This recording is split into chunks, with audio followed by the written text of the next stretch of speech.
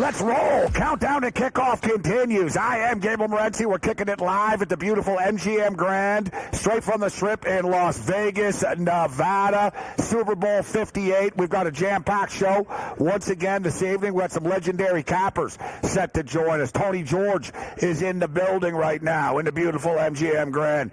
Bill Krackomberger is on his way.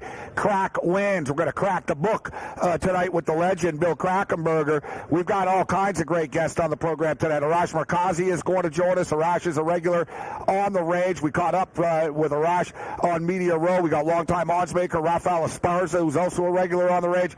He was on Media Row. The lovely Bonnie Jill Laughlin. We caught up with her today. There's a lot of stuff to get to. And let's start off with one of the first stories we talked about to start off the week, the practice field controversy.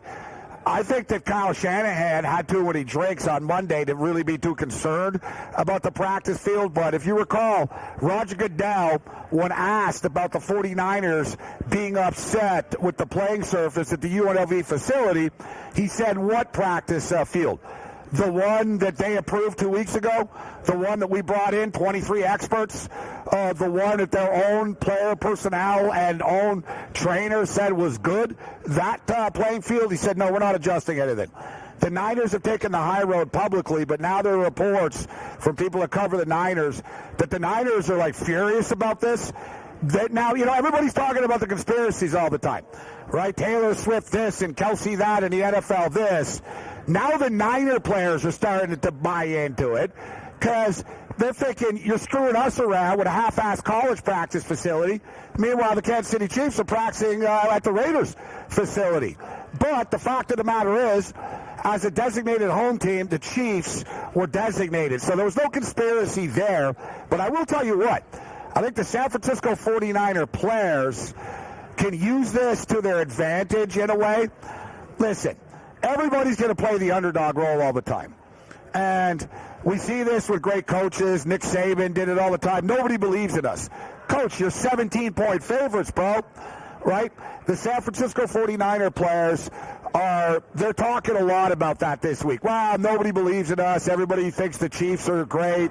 It's like, wow, you guys are actually the favorites in the football game, even though there is the media narrative that people want the Kansas City Chiefs to win.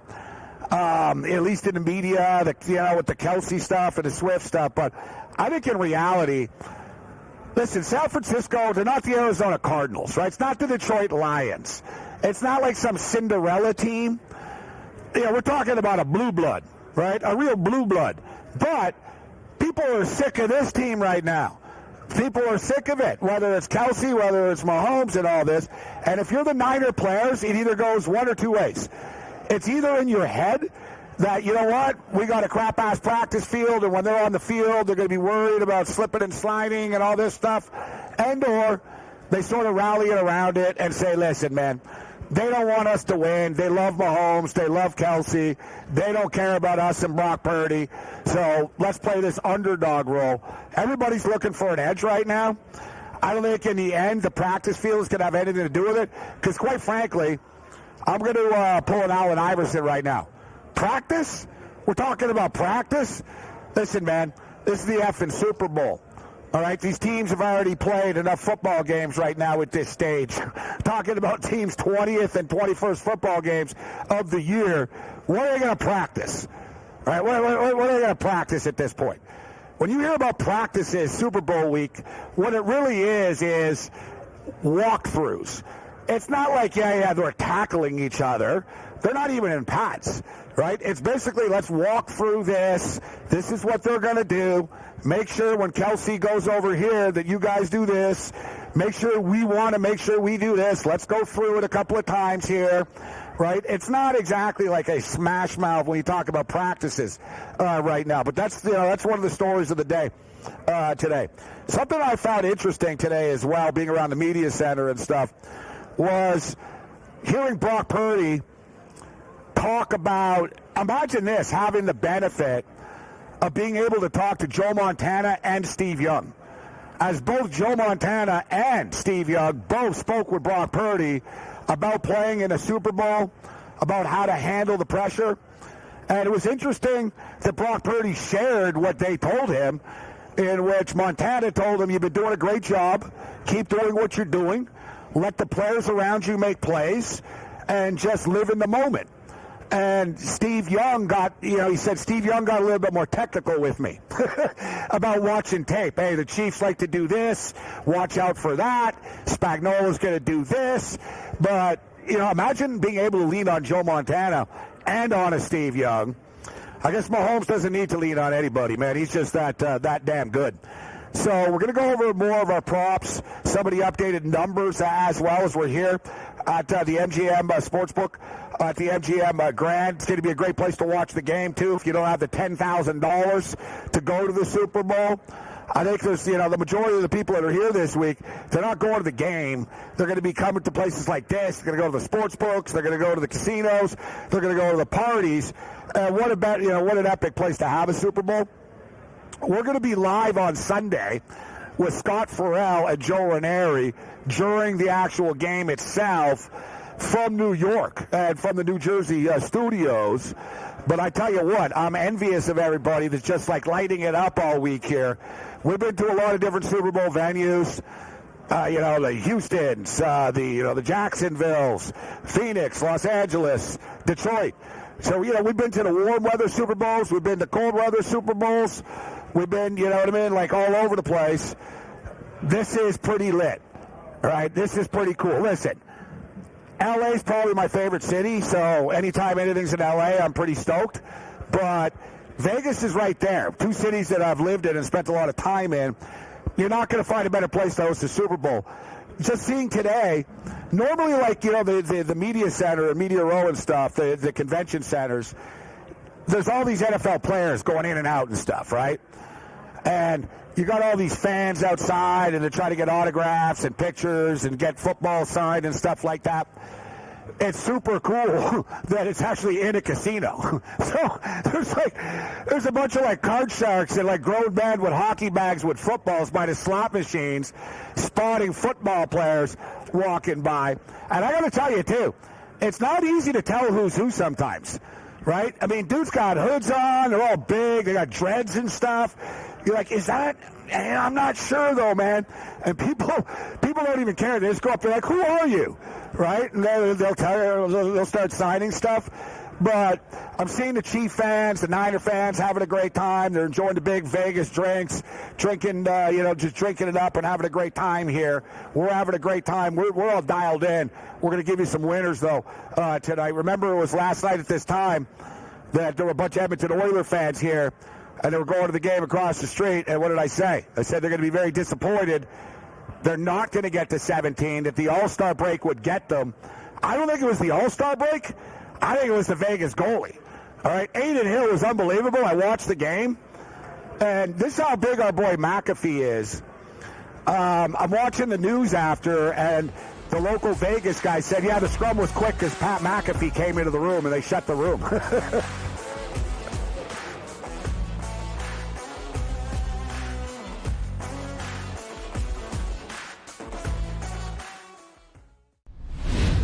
Super Bowl is set in Vegas. We get a rematch from just a few years ago. The only consistency in the playoffs has been Travis Kelce. Brock Purdy, back-to-back weeks going one touchdown pass, right? You can't win MVP with one touchdown pass. I hate the Chiefs, but I bet on them. This is going to be a game that is played inside a field goal now from a spread perspective. All that matters is there's one game left, the big game. It's smarter to be on SportsGrid. He doesn't run well, the Chiefs are really in trouble. If McCaffrey doesn't run well, there's a lot more options that you can actually use at that point. And that's how I'm trying to approach it and effectively. But also, Pacheco anytime touchdown, if they're going to score a touchdown, probably going to be him. That's a good look. Attempts for Pacheco if you believe Kansas City's going to play their style. If you don't, then maybe you go under that total in regards to that. Pro Football Today. Only on SportsGrid. Your gut says Miami is going to win, and you should take the over. Your gut also said your NFT selfies would only go up in value. They didn't. But your head is on SportsGrid and knows the QB is in concussion protocol. The backup has a 45 QBR against the zone coverage. The New York D has the most sacks in the league. So yeah, trust your head. It's smarter to be on SportsGrid. 8 minutes to go in the fourth quarter.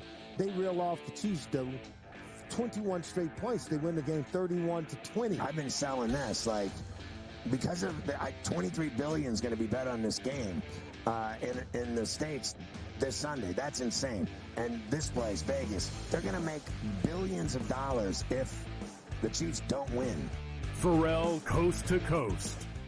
Only on SportsGrid. That's been to a sporting event. The atmosphere before a game. I think Game Time Decisions has that same exact atmosphere. This is our arena. This is what we do. There is going to be an energy to Game Time Decisions that you will feel night in and night out. The excitement you get when you lock your bets in, when you're figuring out what you want to do, we can zone in on the biggest games each night. I want this to be the place that people come to before the game starts so they feel as ready as possible to lock in their cards. We are going to hit every single one of those markets that you need to know about. We're going to go through every single thing, and I've got a great team behind me that's going to help me get the job done. There is not going to be a better place, I promise you, than Game Time Decisions to get that new information, react to it, and be able to then bet accordingly. We will have everything at our disposal, and we will use that to our advantage. I'm Kevin Walsh. Tune into Game Time Decisions from 6 to 8 p.m. Eastern on SportsGrid.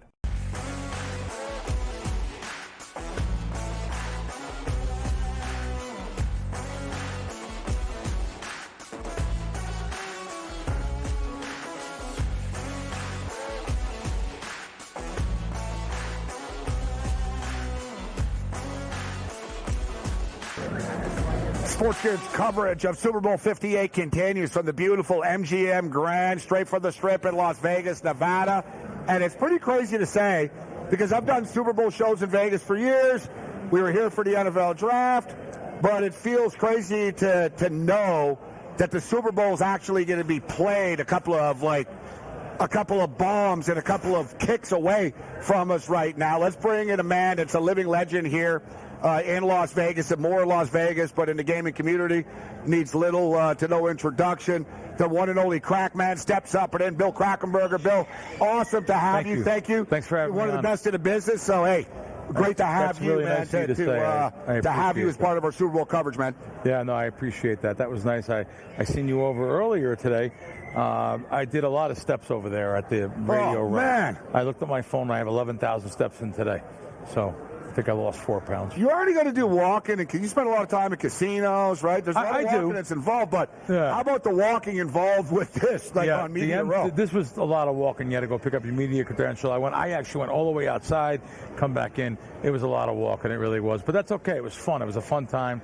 Lots of people grabbed me for some interviews and stuff. I had a couple things set up. So it was nice. It was nice. It was a nice time. People are all friendly, met a lot of nice people. And, it should be fun. It's a mix in the middle of doing things. Like even coming over here, this was positive EV for me because I went to the sports book over here at MGM and deposited on my BetMGM app because... and you're not just saying this because one more not saying it's just because we're here right now, but you told me earlier when you said, where are we doing the hit? You weren't even sure. I said, it's at the MGM Sportsbook. You said, man, their new app is rocking. They've got some great props up. I'm just telling you that we have their new app last week. It came out about 10 days ago. And their new app hit Nevada that was hitting the rest of the country. We have lots of different ways to bet games now. I'm so happy that we have some competition like that. It's going to make other sports books put up more of a choice. I mean, you have 500 different bets you can make on the Super Bowl. We never had that before. We had to wait for the Superbook line to come up over at Westgate. Jay Cornegate, great guy, all his crew over there. They would come up, and they would come up, by the way, though, like 7-8 days before the game. BetMGM has a lot of different offers. It's amazing. It's amazing, isn't it, Bill, how things have changed in that sense. And it used to be a big deal. Sort of like the games of the year with Tony Miller at the Golden Nugget in games June. Of the year. Yep. There were props up. I placed my Travis Kelce props I don't know, probably about 10 minutes after the San Francisco-Detroit game. The Super Bowl props were posted. You must have bet over. I bet over. I went over 6.5. You can call me square. Fine. No, that's if you would answer that question the other way, I would have said you should have waited. No, if you're betting over, you got to bet them early in the week. Listen, by game time, you can middle your. Not that I'm not middle in anything. Yeah. But you can middle your reception prop.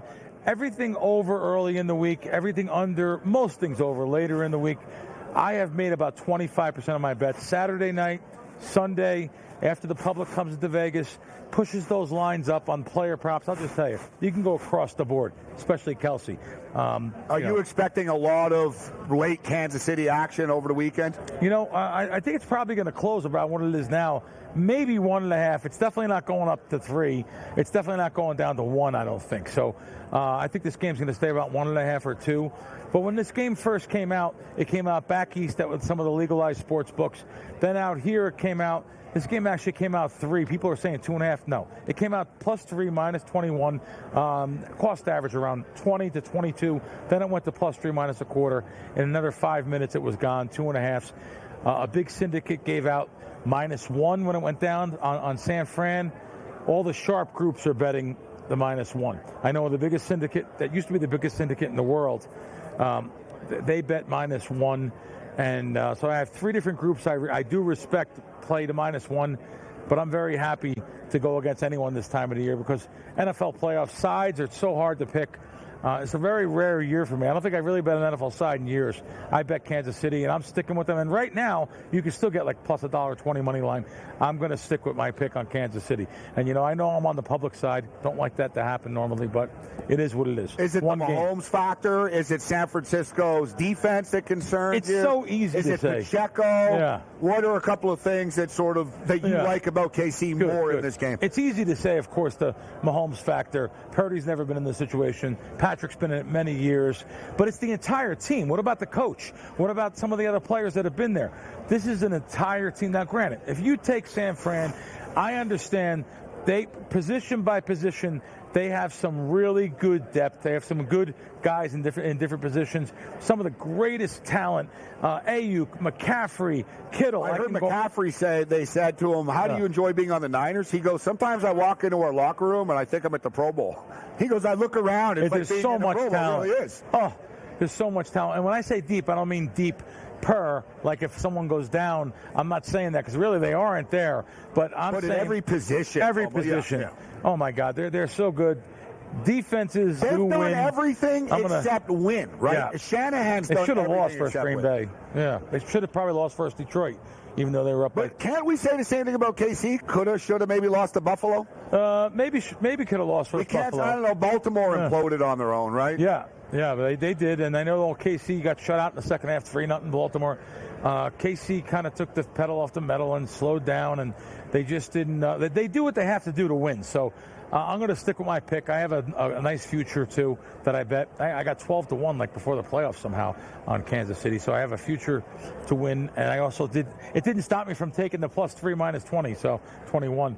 I am on that, but I'll have a lot more money cumulatively on the props. Again, I didn't bet all my prop money because literally these people coming into town, they start coming in tomorrow, really. Thursday, I say that, but yet I see Kansas City and San Fran jerseys walking around. So, these are the richer ones. I know retired couples. Right. I love your reviews of different Vegas spots and stuff. Yeah. But I've noticed this week, being here all week, sort of you have the older, retired, sort of chief couples that are sort of slowly enjoying themselves. And then I've seen sort of packs of Niner fans sort of like starting to show up, the younger ones. Yes, it's going to be, But I really think that as far as fans go, and, I hate to bring this up, I think Kelsey and his girlfriend there, I don't even know her name. I forget her name. Taylor Swift. I can't name a song she sings, but... I can name one. If you put me in a lie detector, I know Shake It Off. Because it's a pretty good, it's a good song to know as a gambler. Yeah. Shake It Off.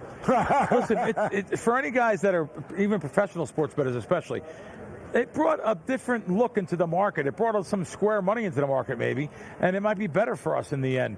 And well, how much does having 38 states legalized change line movement? In which, I don't know how much line movement meant before. You know, the head of FanDuel once told me years ago. He goes, people think we move numbers because of money. I hear guys talk on the air. Right. He goes, we don't move because of numbers. We move because of injuries or something that we think. Right. So in other words, that means then what he's saying is they're going to take a big position on volume there at FanDuel. By the way, I do know that they probably do that. I understand. They were the first one. They're one of the few books that actually say, no, first one at a Super Bowl. We have an opinion. Yeah. We're not putting a number up. This is our opinion on the game. They put the 3 up on the Super Bowl. They were the first place I seen was them. So I got to give them credit. I give all books credit, like I said, for different things. I give them credit for putting the Super Bowl up first. So they have to be happy about a game that's basically a pick-em, though, right? Yes. For me, that makes it a little bit more difficult for me. I like betting first quarters. I like betting some things that are what do you secondary think of my markets. Angle? We're coming up to a break, and there's so much I want to ask you, so I'll just throw it in here. I think San Francisco really want to get a lead in this game and not have to play from behind with Brock Purdy. Definitely, I would agree. So San Francisco first half, maybe even more so than the game. Yeah. No, definitely, I would agree. They would try that, but Kansas City knows that too. Their defense knows that. So I would agree, though. They don't want to play coming from behind again like they did versus Detroit. That's that may have been a good thing for them. I think it may is, have been a good thing for them. I think it gives confidence to the guys in the room. Listen, we saw Purdy under pressure when he had to make plays. Right, he did. But I look forward to your take on the other side. We have Bill for one more segment. Tony George is going to join us. We got Arash Markazi, Bonnie Jill Laughlin. We're jam packed. Rafael Esparza, longtime odds maker, will kick it with us as well. I look forward to your take on sort of the pace of the game. I got to play in both teams to score 20 or more points. I'm curious to see if you like that or not.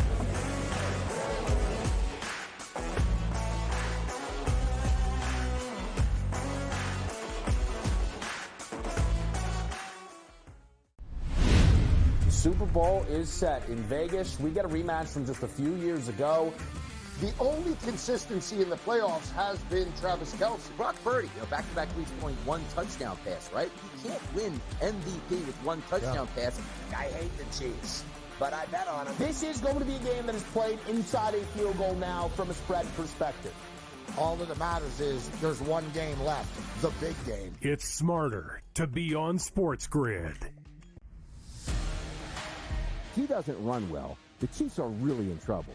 If McCaffrey doesn't run well, there's a lot more options that you can actually use at that point. And that's how I'm trying to approach it and effectively. But also, Pacheco anytime touchdown, if they're going to score a touchdown, probably going to be him. That's a good look. Attempts for Pacheco if you believe Kansas City's going to play their style. If you don't, then maybe you go under that total in regards to that. Pro Football Today. Only on SportsGrid. Your gut says Miami is going to win, and you should take the over. Your gut also said your NFT selfies would only go up in value. They didn't.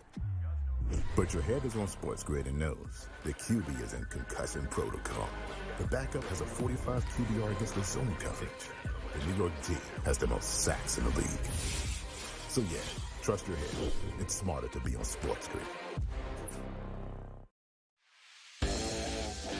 8 minutes to go in the fourth quarter. They reel off the Chiefs, though.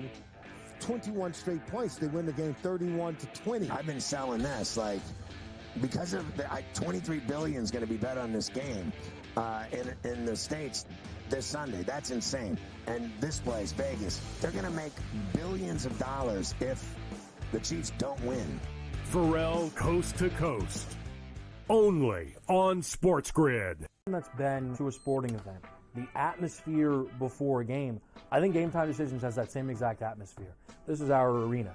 This is what we do. There is going to be an energy to Game Time Decisions that you will feel night in and night out. The excitement you get when you lock your bets in, when you're figuring out what you want to do, we can zone in on the biggest games each night. I want this to be the place that people come to before the game starts so they feel as ready as possible to lock in their cards. We are going to hit every single one of those markets that you need to know about. We're going to go through every single thing, and I've got a great team behind me that's going to help me get the job done. There is not going to be a better place, I promise you, than Game Time Decisions to get that new information, react to it, and be able to then bet accordingly. We will have everything at our disposal, and we will use that to our advantage. I'm Kevin Walsh. Tune into Game Time Decisions from 6 to 8 p.m. Eastern on SportsGrid.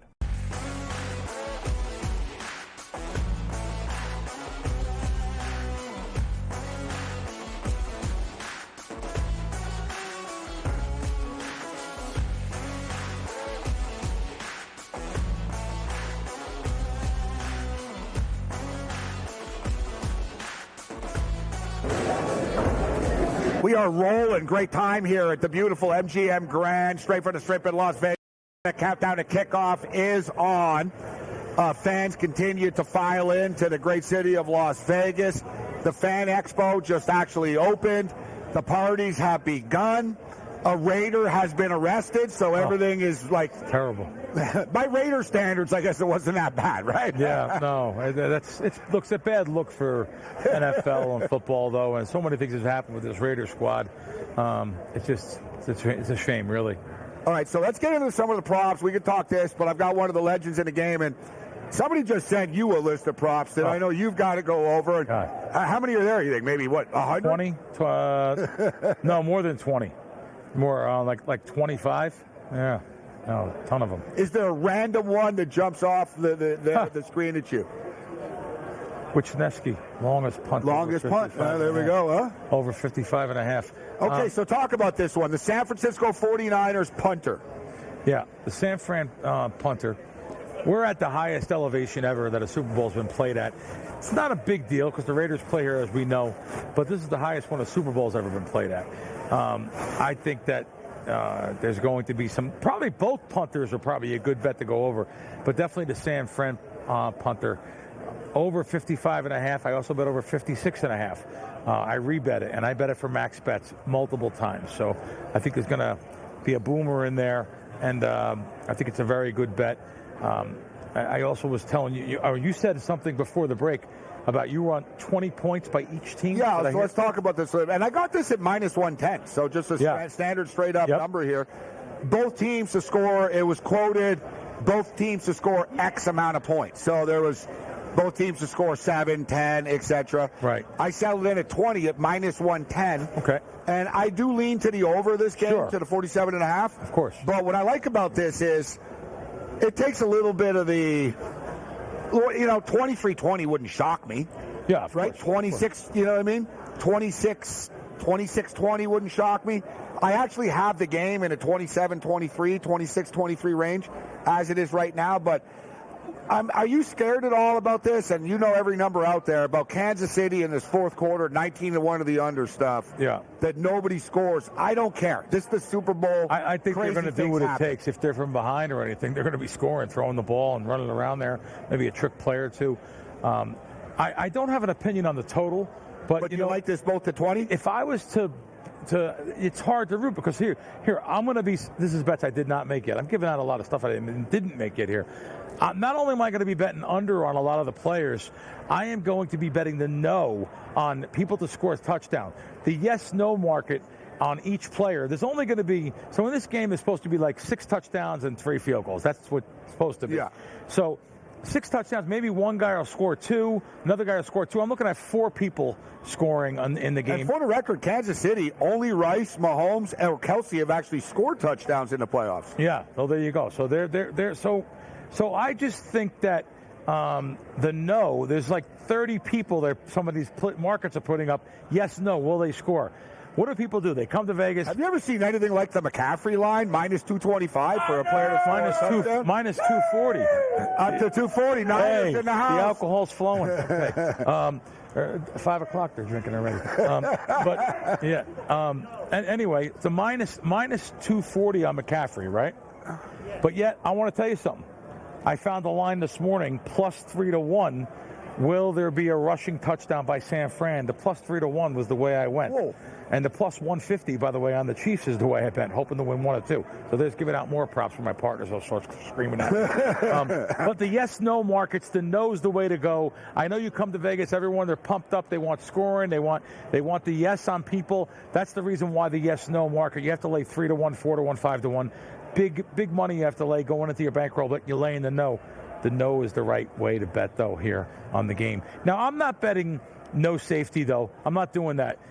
Syndicates have been burnt over the years on that. We had safeties 3 years in a row. It never happened, and then there was 3 in a row, right? Oh, my God. And then it hasn't happened against 3? them. Jesus. And remember, it was that first damn play of the game, and I'm not proud to admit this, Bill Crackman. I'm not proud to admit it. I was on Denver that day. Yep. I knew I was done. Yeah. Like, you know what I mean? Like, when you bet on a fight, you bet on MMA. If I'm a big MMA bettor, I can tell, bro, like 30 seconds in, dude, I'm on the wrong guy. Sportsbooks got hurt on that. When it sailed over their head, what a big number. First play of the game. Right. So this is a trendy one, and I'm sure people have asked you about this. I've been reading about it. Will there be an octopus? Yeah. No, so last year there was, right? There was. And I've seen it at plus 1,300. It was the first time ever. Remember, though, I think we've only had 2 since like the mid-'90s. So basically an octopus. Will a player score a touchdown and then the 2-point convert? Not a 2-point convert later in the game. Back-to-back, score all 8 points. Jalen Hurts actually did it in last year's Super Bowl. Unbelievable. So I almost get the feeling it's like it's going to happen again, Bill. You know the no is the right bet, though. Laying the no. If you can get the lowest numbers. What I do is literally I'll have all the different apps lined up, and I'll look at all the prices. Huh? Yes, I'll be looking at all the prices on each thing. On the key ones, though, the key ones that the public like, the Kelseys, even the Kittles. It doesn't matter which team I'm rooting for in the Super Bowl. That's a completely independent bet from one another. As a matter of fact, it'd be hard to root for over or under because, I want that over yardage 74.5. Total of all the touchdowns. I want that over, but yet I'm rooting for under on no's on these players not to score touchdowns. So I'll be rooting against myself if I'm actually rooting. I'm going to watch the game alone at my house this year. I'm going to watch it alone and just probably just. So really, you're going to watch the irony of the game being here, huh? Yeah. I've never done that really before. Super Bowl, I'm always with a lot of people. I usually go around different destinations. I really leave Las Vegas. Better, and it's distracting if you're around people when you're trying to bet in game. Yeah, and there is some. I like to put up like 4 in-game or 5 in-game sites, and I'll just be real blunt. I like to bet against the slower moving one or the one that I feel the algorithm is off. There's a big human element in an in-game game. So it just takes a line sometimes. They're not taking the human element involved. They're not putting in that maybe a Kelsey just got injured for the game after the first play or a quarterback injury just happened. There's a lot of different ways to go about live wagering, but it's hard to beat live wagering too because you're laying double the juice. So I don't want anyone just to think that you can start making live wagering and make a lot of money. But do you have a problem with, let's say somebody scores a quick touchdown in this game? A good example, San Francisco. Yeah. Because they're already, let's say, laying 2. Yeah. Let's say they score a touchdown, and then you're getting 7.5 with the Chiefs. Yeah. And or would you be interested in a quick buyback? Because we've been talking about this, about guys saying, I want to wait. I'm going to hold off to pick a side. I'm going to wait. Whatever team scores first, I'm going to take the other team because I think it's going to be a close game.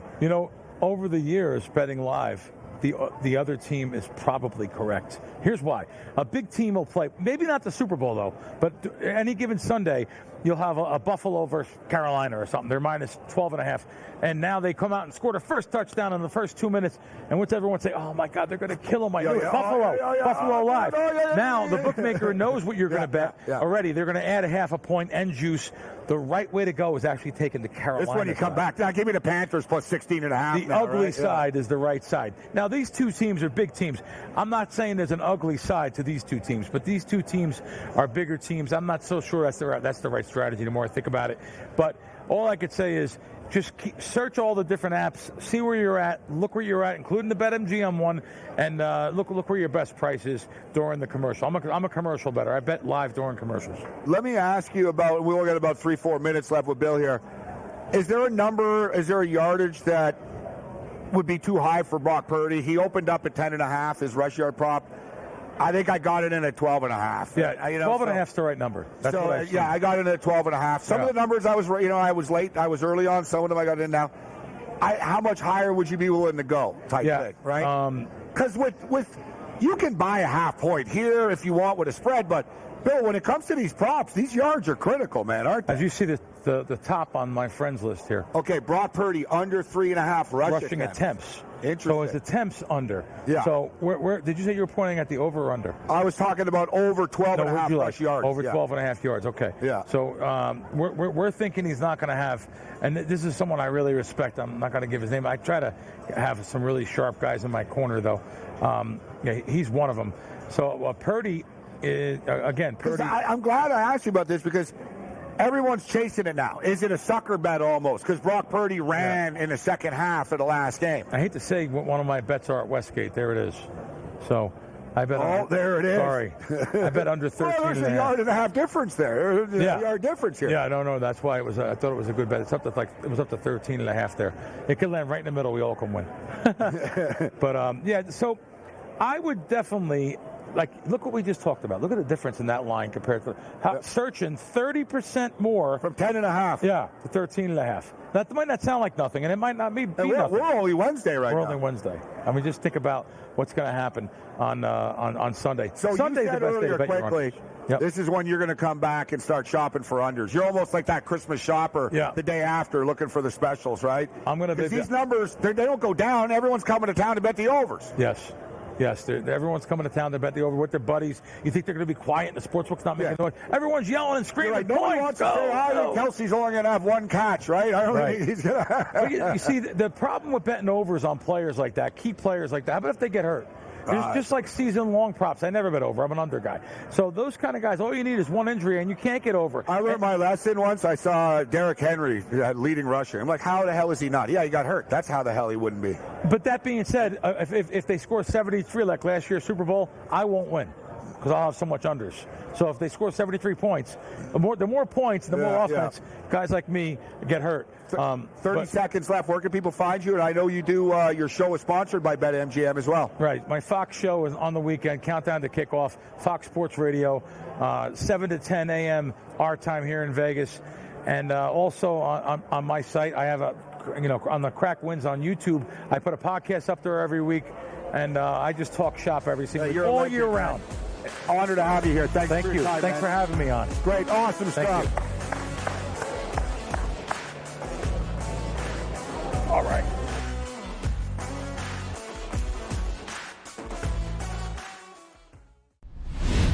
The Super Bowl is set in Vegas. We get a rematch from just a few years ago.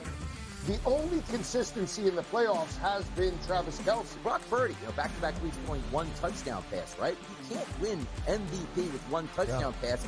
I hate the Chiefs, but I bet on them. This is going to be a game that is played inside a field goal now from a spread perspective.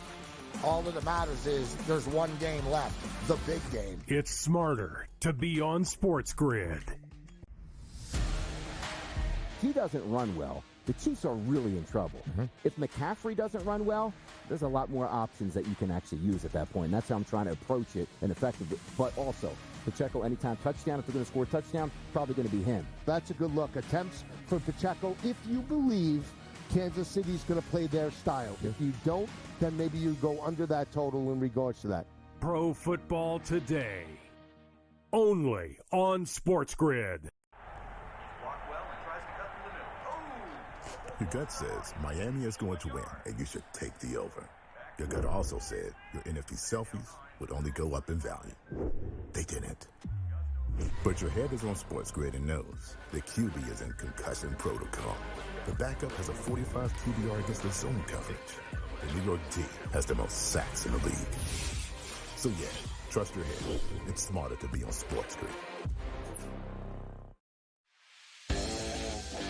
8 minutes to go in the fourth quarter.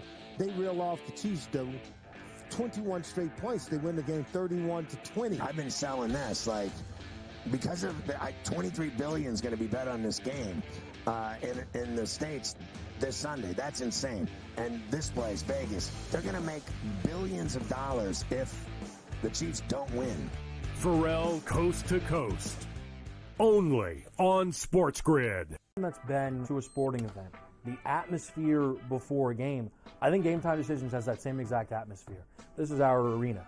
This is what we do. There is going to be an energy to Game Time Decisions that you will feel night in and night out. The excitement you get when you lock your bets in, when you're figuring out what you want to do, we can zone in on the biggest games each night. I want this to be the place that people come to before the game starts so they feel as ready as possible to lock in their cards. We are going to hit every single one of those markets that you need to know about. We're going to go through every single thing, and I've got a great team behind me that's going to help me get the job done. There is not going to be a better place, I promise you, than Game Time Decisions to get that new information, react to it, and be able to then bet accordingly. We will have everything at our disposal, and we will use that to our advantage. I'm Kevin Walsh. Tune into Game Time Decisions from 6 to 8 p.m. Eastern on SportsGrid.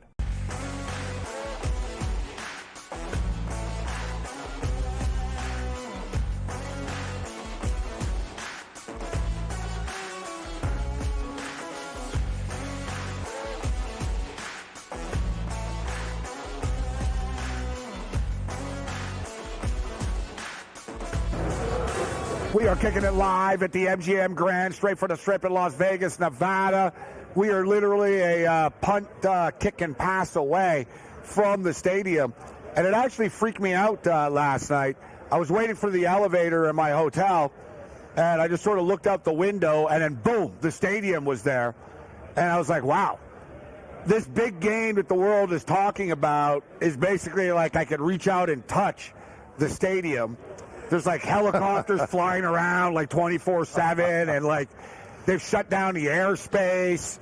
I find that's something I found funny too. That I was like, man, there's like bomb dogs. There's literally 1,200 police officers around, and at the same point in time, you got a dude like smoking a fat one like just outside the casino with his big Vegas drink, wearing a Niner jersey. Oh wow! I was like, man, God bless America, man. Like, what a time to be alive. Like, they brought the Super Bowl to the casino. The Super Bowl is in Mandalay Bay. like I'm at the media center, and I walk out, I'm in Mandalay Bay. I'm like, man, where am I? What is this? Yeah, what's going on? But right now, I know where I am. I'm at the MGM, and I know that Tony George is sitting next to me. And not only sitting next to me, he's from Lincoln, Nebraska. He's a Husker. And he's a lifelong Kansas City Chief fan as well. That's What's it going right on, there. Tony? Good to see you. Thanks Good for to coming. see you. Yeah, how you doing? With Topgolf here, you're only a driver and 8-iron away from the stadium. Yeah, no, you really are. Yeah, it is. It's amazing how far sports betting has come, and the NFL. I was out here in 2003 when the NFL came out here and shut down all the Super Bowl parties. They couldn't even use the word Super Bowl on the signs, and now they're in bed with DraftKings and everybody else, and it's all part of the fabric of the NFL. And here we are with a Super Bowl in Las Vegas right now. So a stadium, actually, an angle hasn't been talked about too much, but the stadium actually that the Kansas City Chiefs have played in routinely. Yeah. We just had legendary handicapper on, and Vegas legend, the Crackman, Bill Krackenberger. And he just brought up something he wasn't talked about, interesting prop that he brought up. He's betting that the San Francisco punter has a punt longer than 55.5 yards in this game, bringing up that this is the highest altitude of a Super Bowl that's ever been played. I'm a big fan of the long field goal props all the time. Yeah. Over-under long field goal is 46.5 in this game. Altitude, indoors, perfect conditions. Butker's a badass that makes long kicks in the snow and the wind. Yeah. All right? And Jake Moody, the kid out of Michigan's got a cannon, and they'll trust him to take a 50-yarder or so. They took him in the third round. They're going to give him an opportunity potentially to kick a long field goal as well. I like that prop over long field goal, 46.5. Butker kicked 46-yard field goal against Miami. It was 25 degrees below zero outside. Yeah, the ball was like a rock. Yeah. No kidding. And he booted like a 51-yarder in Buffalo after. So let's get right down to business. Yeah. As far as the game is concerned, is it tough for you as a Kansas City? Well, number one, you're spoiled. All right. Yes. So, you've won all these Super Bowls and all this.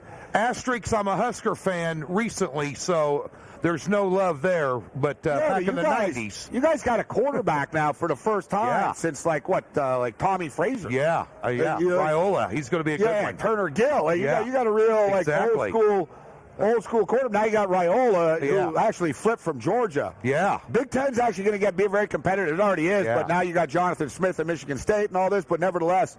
So, okay, you suffered with Nebraska, fine, but you also had the glory days then. Yes, we did. So, but are you scared as a fan? Forget your handicapper. We'll get to your picks in a minute. From a fan perspective, you're like, damn, man, the Niners are pretty good. There is a lot of reasons to be scared of the San Francisco 49ers. Just playmakers all over the field. I'm worried in this game that I understand the big stories, Mahomes and Kelsey and all the stuff that surrounds all that, but the big story for Kansas City has been their defense. But I think the defense of the Giants, or the defense of the 49ers, could be a sleeping giant in this game, which concerns me a little bit. And I think you're going to see them play better because they were getting gashed. The last 2 games, they were just getting gashed on the ground. So, and of course, Debo having an extra week to get healthy. It was actually talked about. I know it sounds cliche, but the 49ers, and we all saw the video, and it was on Twitter right away, of Chase Young, in which he basically jogged towards Gibbs, and he didn't even try to tackle him going into the end zone. Right. And the Niner players, there were a bunch of instances in both playoff games that the Niners defenders were basically like, bro, what the hell were you doing? Yeah. Like, you didn't even try on this play. Yeah. And I actually saw, they were talking about this earlier in the day, and they were like, man, hard to believe you have to get a team up for a conference championship game. Right. But that it was brought up, Tony, the Niners are contingent to be more aggressive and pursue the ball quicker. Yeah. And I think that's something that Kansas City is going to be very aware of. Watching all this game film, I'm sure they're licking their chops. Andy Reid and the offensive coordinating unit watching Green Bay and, I don't Detroit do whatever they wanted. One thing with San Francisco, and I was watching Orlovsky was breaking it down earlier in the week about how you can misdirection them. Yeah. Like, they come at you so fast, the Niners, you go the other way. Right. And Detroit was baiting them, setting them up, thinking we're going one way, and they went the other way. That one of the first plays of the game when Williams bursted loose, it was a misdirection. Yeah. They got him going one way to the strong side, then it went to the weak side. And then they showed an example of how Kansas City sort of live off of this stuff as well. Yeah. But the Niners know this. If you and I know this, they do, right? Right. But, at the end of the day, I look at this thing, and the bottom line to me is the better team is getting points. The better defense is getting points. The better quarterback is getting points. The better coach is getting points. The team that has the pedigree is getting points. This is my head and not my heart. I'm looking at this thing, and I'm just thinking all the way around, I think the wrong team is favored. Does that mean they're going to win? No. But just looking at the number itself, Kansas City, on top of that, you saw San Francisco struggle in both their playoff games. Purdy threw less than 65% completion rate in those games. Never had more than a touchdown pass. And you take a look at Kansas City, they beat the number 1 offense in the NFL, number 1 scoring offense, held them to 7 points in Kansas City, then go on the road and beat the number 2 and the number 1 seeded teams in the AFC playoffs, quarterbacked by Josh Allen and Lamar Jackson. Now you take, Purdy, Mahomes. I mean, come on. What are we talking about? 6, this is a team that's 6 straight AFC championship games, 4 out of 5 Super Bowls. I think the onus is on San Francisco to prove it. I think they have the more pressure in the game than what Kansas City does. One thing I find fascinating about this, and you just brought up the wrong team being favored in your opinion, and I don't really understand the line either. I don't. Yeah. But with that being stated, it's only the 3rd time that the Super Bowl champion has been an underdog in the following Super Bowl like this. Both 2 lost. Yeah, I know. The 78 Cowboys and the 14 Seahawks. Yeah, Seattle. That game might have closed at a pick-em with the Patriots, so that's debatable. Yeah. But I'm just saying that's how rare this is, that the Super Bowl champion, the defending Super Bowl champion is an underdog in the game. Right. And, but at the end of the day, if you take a look at what odds makers use to set their lines, their power ratings match up with, rankings.com, a couple of these others, and they've had San Francisco power rated the number 1 team, and Baltimore was number 2, Kansas City was number 3, and since San Francisco won and moved on in both their games, they're the number 1 power rated team. They're not going to go against their own set of numbers. They got a 2-point difference between 2.5-point difference, actually 2.7, and that's why they stuck it at 2.5 and opened it up and really, it's amazing to me that it really hasn't moved all that much, a half a point.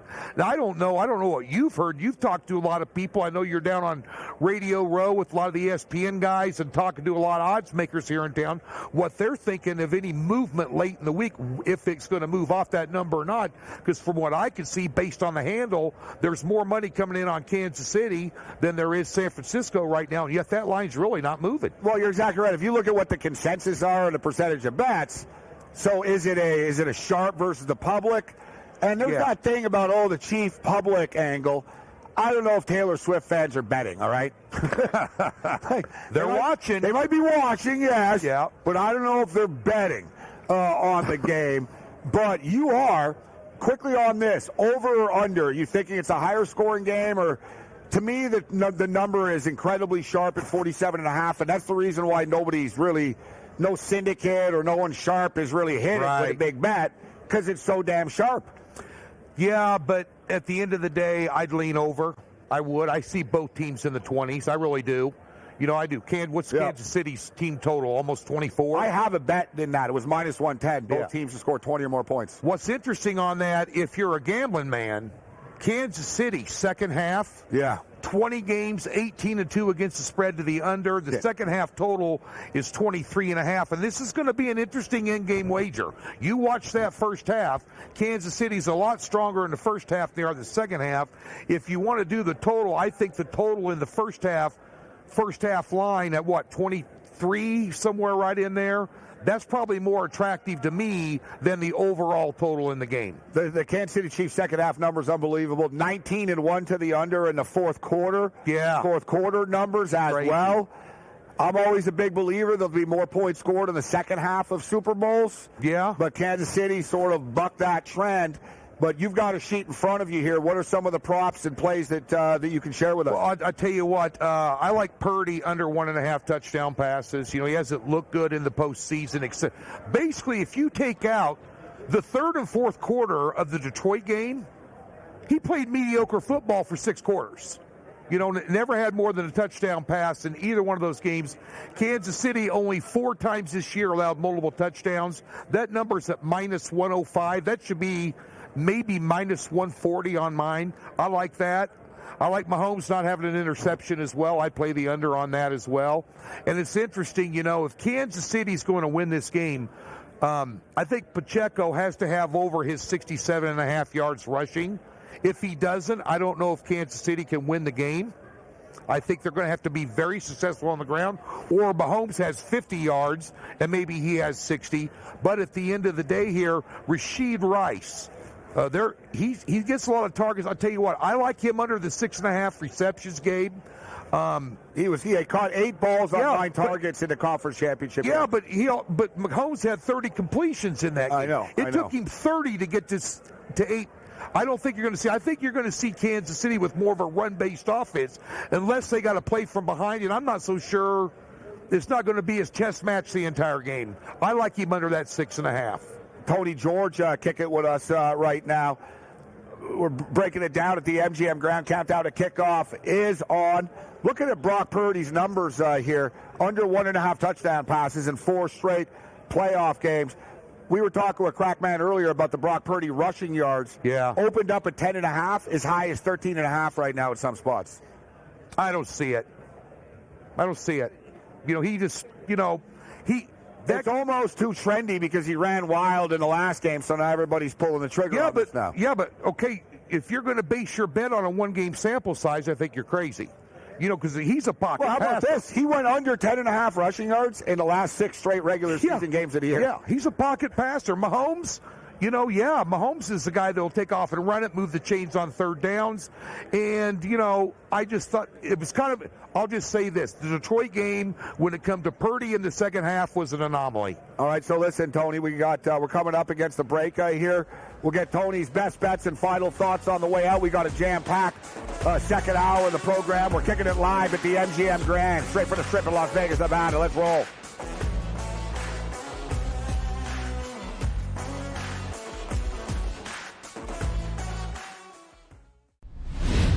Super Bowl is set in Vegas. We get a rematch from just a few years ago. The only consistency in the playoffs has been Travis Kelce. Brock Purdy, back-to-back weeks throwing one touchdown pass, right? You can't win MVP with one touchdown pass. I hate the Chiefs, but I bet on them. This is going to be a game that is played inside a field goal now from a spread perspective. All that matters is there's one game left, the big game. It's smarter to be on SportsGrid. If he doesn't run well, the Chiefs are really in trouble. If McCaffrey doesn't run well, there's a lot more options that you can actually use at that point. And that's how I'm trying to approach it and effectively. But also, Pacheco, anytime touchdown, if they're going to score a touchdown, probably going to be him. That's a good look. Attempts for Pacheco if you believe Kansas City's going to play their style. If you don't, then maybe you go under that total in regards to that. Pro Football Today. Only on SportsGrid. Your gut says Miami is going to win, and you should take the over. Your gut also said your NFT selfies would only go up in value. They didn't. But your head is on SportsGrid and knows the QB is in concussion protocol. The backup has a 45 QBR against the zone coverage. The New York D has the most sacks in the league. So yeah, trust your head. It's smarter to be on SportsGrid. 8 minutes to go in the fourth quarter. They reel off the Chiefs, do 21 straight points. They win the game 31-20. I've been selling this, because of the 23 billion is going to be bet on this game in the States this Sunday. That's insane. And this place, Vegas, they're going to make billions of dollars if the Chiefs don't win. Pharrell Coast to Coast. Only on SportsGrid. That's been to a sporting event. The atmosphere before a game, I think Game Time Decisions has that same exact atmosphere. This is our arena. This is what we do. There is going to be an energy to Game Time Decisions that you will feel night in and night out. The excitement you get when you lock your bets in, when you're figuring out what you want to do, we can zone in on the biggest games each night. I want this to be the place that people come to before the game starts so they feel as ready as possible to lock in their cards. We are going to hit every single one of those markets that you need to know about. We're going to go through every single thing, and I've got a great team behind me that's going to help me get the job done. There is not going to be a better place, I promise you, than Game Time Decisions to get that new information, react to it, and be able to then bet accordingly. We will have everything at our disposal, and we will use that to our advantage. I'm Kevin Walsh. Tune into Game Time Decisions from 6 to 8 p.m. Eastern on SportsGrid.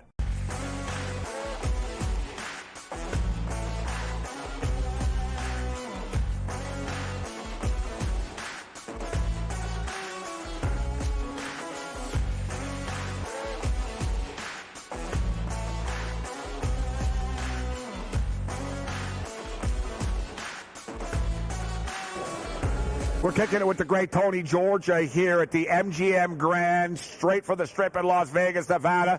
Countdown to kickoff continues. We're getting fired up for Super Bowl 58. We've got a big week. We're going to end with a bang. And speaking of which, for all you UFC fans out there, Ilya Topuria will join us on tomorrow's show. Nice. And Marlon Vera will be with us on Friday. So not a bad couple of fighters to have before we're done this week on Media Row. So, Tony, we got a couple of minutes left here with you. Why don't you get back to the props you like, other plays you like, Super Bowl 58? I like Pacheco on his rushing yards over. I think they're going to continue to get down to 65.5 now. Yeah, well, it's getting beat back down, but San Francisco's been able to. You've been able to run on them a lot of the year. The last two games, they're going to try. Sometimes you can't fix not what's broken. In Kansas City, the offensive line's solid. I like their game plan. They've got to sit back in his zone. I think they're going to be able to run on him, and Andy Reid's going to be stubborn about it. And he's had great success. He's a great running back. And I also thought I put one thing about this real quick on all these prop bets. We're always talking about the usual suspects, okay? But there's always in a Super Bowl an unlikely hero. Yeah. And what I'm saying is when you're looking at some of these touchdown props is for it players. Juszczyk? Yeah.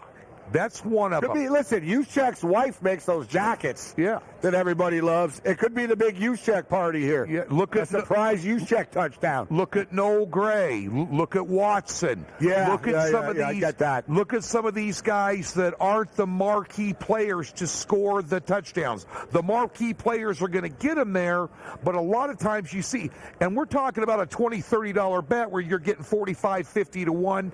If you want to have a little fun trying to hit a long shot, booyah. There it is. Tony George kicking it with us.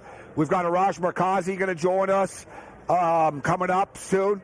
We've got Rafael Esparza. We got more prop talk. We got Bonnie Jill Laughlin. We've got everything going on, kicking it live right here from the MGM Grand.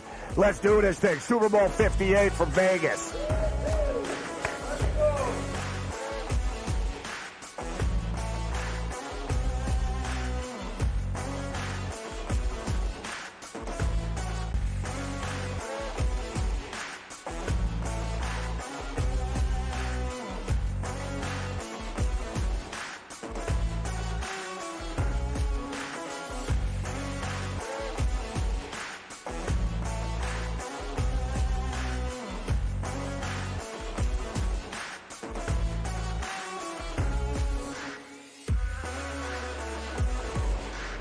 All right, let's do this thing. Welcome to our magic wall.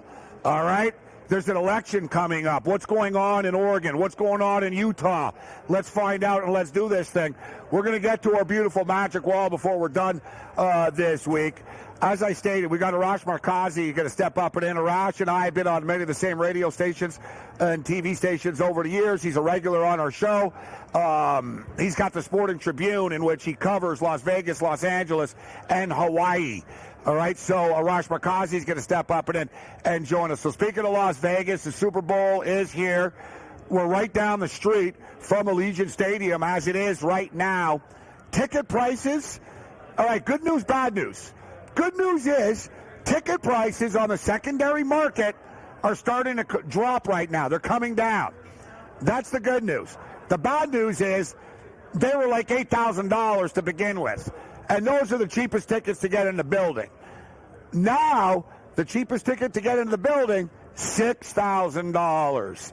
And we speak to people, and, you know, we're on a casino floor here. We're in the sports book. People are talking about Super Bowl. Hey, what about the game? Are you actually, how much is it? People are talking now, $6,000. Somebody just told us, I just got offered a pair for $12,000 too. I think as game time approaches, the number will come down. I've been in this ticket business for a long time. I used to be in it, you know, in the old school street days. But even if nothing ever changes, all right? Just because you'll see this all the time in these stories, and it always bothers me. It'll say, tickets are going for $148,000 for the Golden State Warrior game. No. Some jackass is trying to charge $148,000 because his wife is about to leave him and his business is failing, and he's praying that somebody gives him the money, right? Just because you ask for something doesn't mean you're going to get it, right? So it's only worth what someone's going to give you for it. But this is a hot Super Bowl ticket, but it's more so for San Francisco 49er fans. The Niners haven't won a Super Bowl, man, since 1994. Kansas City Chiefs are in the Super Bowl every year right now. Super Bowls aren't cheap anymore. And if you're hearing like, wow, $6,000, I'll tell you what. My prediction right now, we're giving you game picks and all this, but my prediction as far as the tickets are concerned, you're going to be able to get in for maybe $4,500 type deal.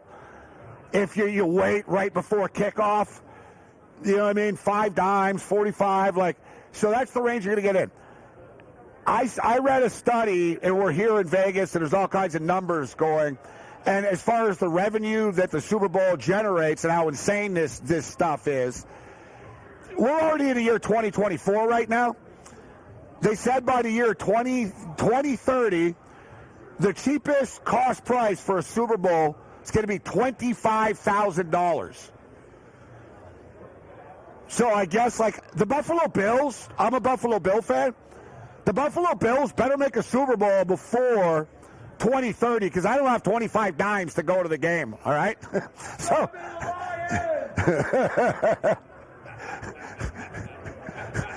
I'm not even sure what he... Oh, should have bet the Lions. Hey, the Lions lost too, buddy. See where Detroit lost? It was Michigan that won, not the Lions. The Wolverines getting crazy. Security, come on, man. All kidding aside, we're having a great time here. Of course, a Lion fan, eh? I hate to say it. I saw a couple other Lion fans. I was going to go up to him. My buddy's wearing a Jared Goff jersey. I was going to say, dude, like, you guys know you didn't win, right? You know, I didn't bring the Bills gear. That guy, that was good.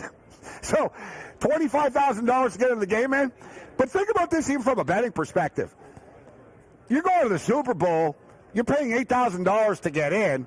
You're almost forced now to bet like $25,000 on the game to pay for the weekend. Like, you don't have a choice. You can't just say, oh, I'm going to be down $8,000 after. Maybe that's me because I'm a crazy gambler. But that's the way I think. I'm like, well, I spent $8,000 to get into the game, so I better bet like $16,000 to double this thing up. But listen, it's a memory of a lifetime. San Francisco 49er fans haven't felt this. We're talking about a blue blood organization and the Kansas City Chiefs. To use the dynasty word, they win this game. They've got the new dynasty. It's as simple as that. You win as much as they have. It's as simple as that. Forces are colliding here. We're going to get more picks from everybody. If you'll notice, though, a lot of our guests that have been joining us in the last 2 days, there's a lot of push towards the over of this football game. Leaning towards the over, 47.5. I'm part of that crowd as well. We're going to start to share all of our props, and we've got about 20 plus of them right now that we're getting up to. So one of the props I've talked a lot about. Now, I ran into Gil Alexander today and Brent Musburger. You talk about legendary gamblers today. You know, we're hanging with Brent Musburger, Gil Alexander, Bill Krakenberger was just with us. Every single one of them, we exchanged plays. Who do you like? What's the prop you want to share with us, right? I tell them, man, I got in on the penalties, man. I kind of thought, I'm not a genius for this, but everyone's like, wow, penalties, huh? Yeah, I got under 10.5 accepted penalties in this football game. Bill Vinovich is the referee of this game. Bill Vinovich was actually the referee of the Super Bowl when these two teams played 4 years ago. He called 9 penalties in that game, all right? If you'll notice in the National Football League over the last, 8 weeks or so, they're not calling penalties anymore. They'll call a penalty when a quarterback slides and you hit him in the head or something. They don't call pass interference. All you need to know, listen, accepted penalties, over under 10.5 penalties. The Kansas City Chiefs had 3 penalties against the Baltimore Ravens in the conference championship game. The San Francisco 49ers had 3 penalties in the NFC Conference Championship game. Teams that play in the Super Bowl are disciplined, are smart. Referees that are reffing in the Super Bowl want to let the players decide. Bill Vinovich gets criticized. All NFL referees do. Bill Vinovich gets criticized, but Vinovich doesn't get criticized for calling too many penalties. He gets criticized for letting stuff go. If you look back at the reviews of Vinovich and how he performed in the Super Bowl 4 years ago, there was a lot of, man, he let that go. That was a blatant pass interference. He should have called that. He should have called this. They don't want that. The NFL is very contingent. They're aware that everybody hates the referees. And especially being here this week, I see with Roger Goodell how aware they are of how big all this is with gambling and betting. They don't want this Travis Kelce, Taylor Swift Super Bowl to be decided by a referee and have, I knew it was a conspiracy.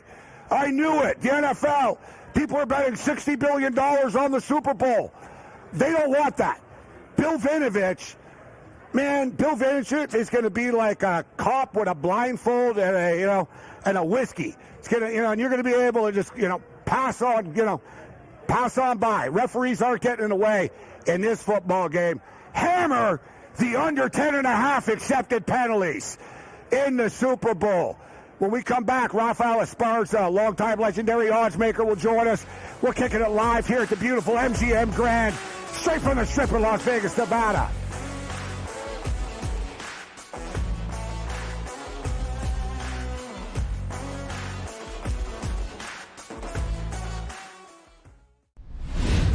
Super Bowl is set in Vegas. We get a rematch from just a few years ago. The only consistency in the playoffs has been Travis Kelce. Brock Purdy, back-to-back weeks point one touchdown pass, right? You can't win MVP with one touchdown pass. I hate the Chiefs, but I bet on them. This is going to be a game that is played inside a field goal now from a spread perspective. All that matters is there's one game left, the big game. It's smarter to be on SportsGrid. If he doesn't run well, the Chiefs are really in trouble. If McCaffrey doesn't run well, there's a lot more options that you can actually use at that point. And that's how I'm trying to approach it and effectively. But also, Pacheco anytime touchdown, if they're going to score a touchdown, probably going to be him. That's a good look. Attempts for Pacheco if you believe Kansas City's going to play their style. If you don't, then maybe you go under that total in regards to that. Pro Football Today. Only on SportsGrid. Your gut says Miami is going to win, and you should take the over. Your gut also said your NFT selfies would only go up in value. They didn't. But your head is on SportsGrid and knows the QB is in concussion protocol. The backup has a 45 QBR against the zone coverage. The New York D has the most sacks in the league. So yeah, trust your head. It's smarter to be on SportsGrid. 8 minutes to go in the fourth quarter. They reel off the Chiefs, do 21 straight points. They win the game 31-20. I've been selling this, because of the 23 billion is going to be bet on this game in the States this Sunday. That's insane.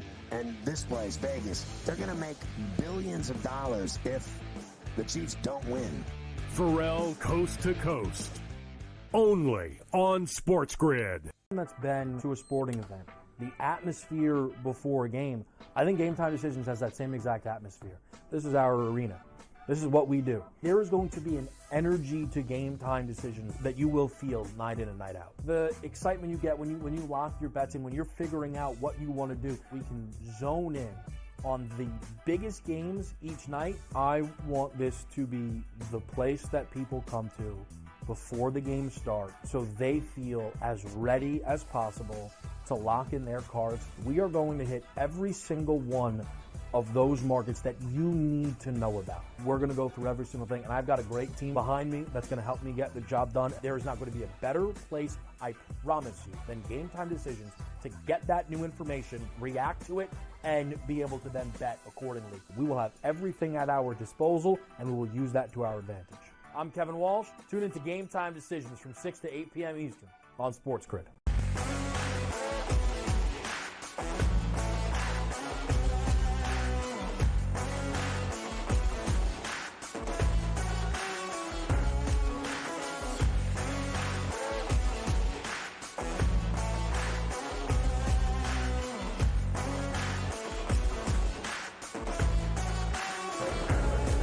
We are kicking it live, MGM Grand, straight from the Strip in Las Vegas, Nevada. Countdown to kickoff is on, and I love it. As the night goes on, people are getting drunker. We had Detroit Lion fan. Lion fan thinks they beat San Francisco. He's in for a big shock when he gets to Allegiant. They're not playing, all right? But we've got Arash Makazi's going to join us a little bit later on. Bonnie Jill Laughlin will be in the house with us. If you're just joining us, I was just talking about the penalty prop. Everyone's going to talk about all these, Travis Kelce this and Brock Purdy that. Total penalties in this game, under 10.5 penalties, man. Bill Vinovich only called 9 penalties in the last Super Bowl that he did. Ironically enough, when these two teams played against each other, the San Francisco 49ers only had 3 penalties in their game against the Detroit Lions.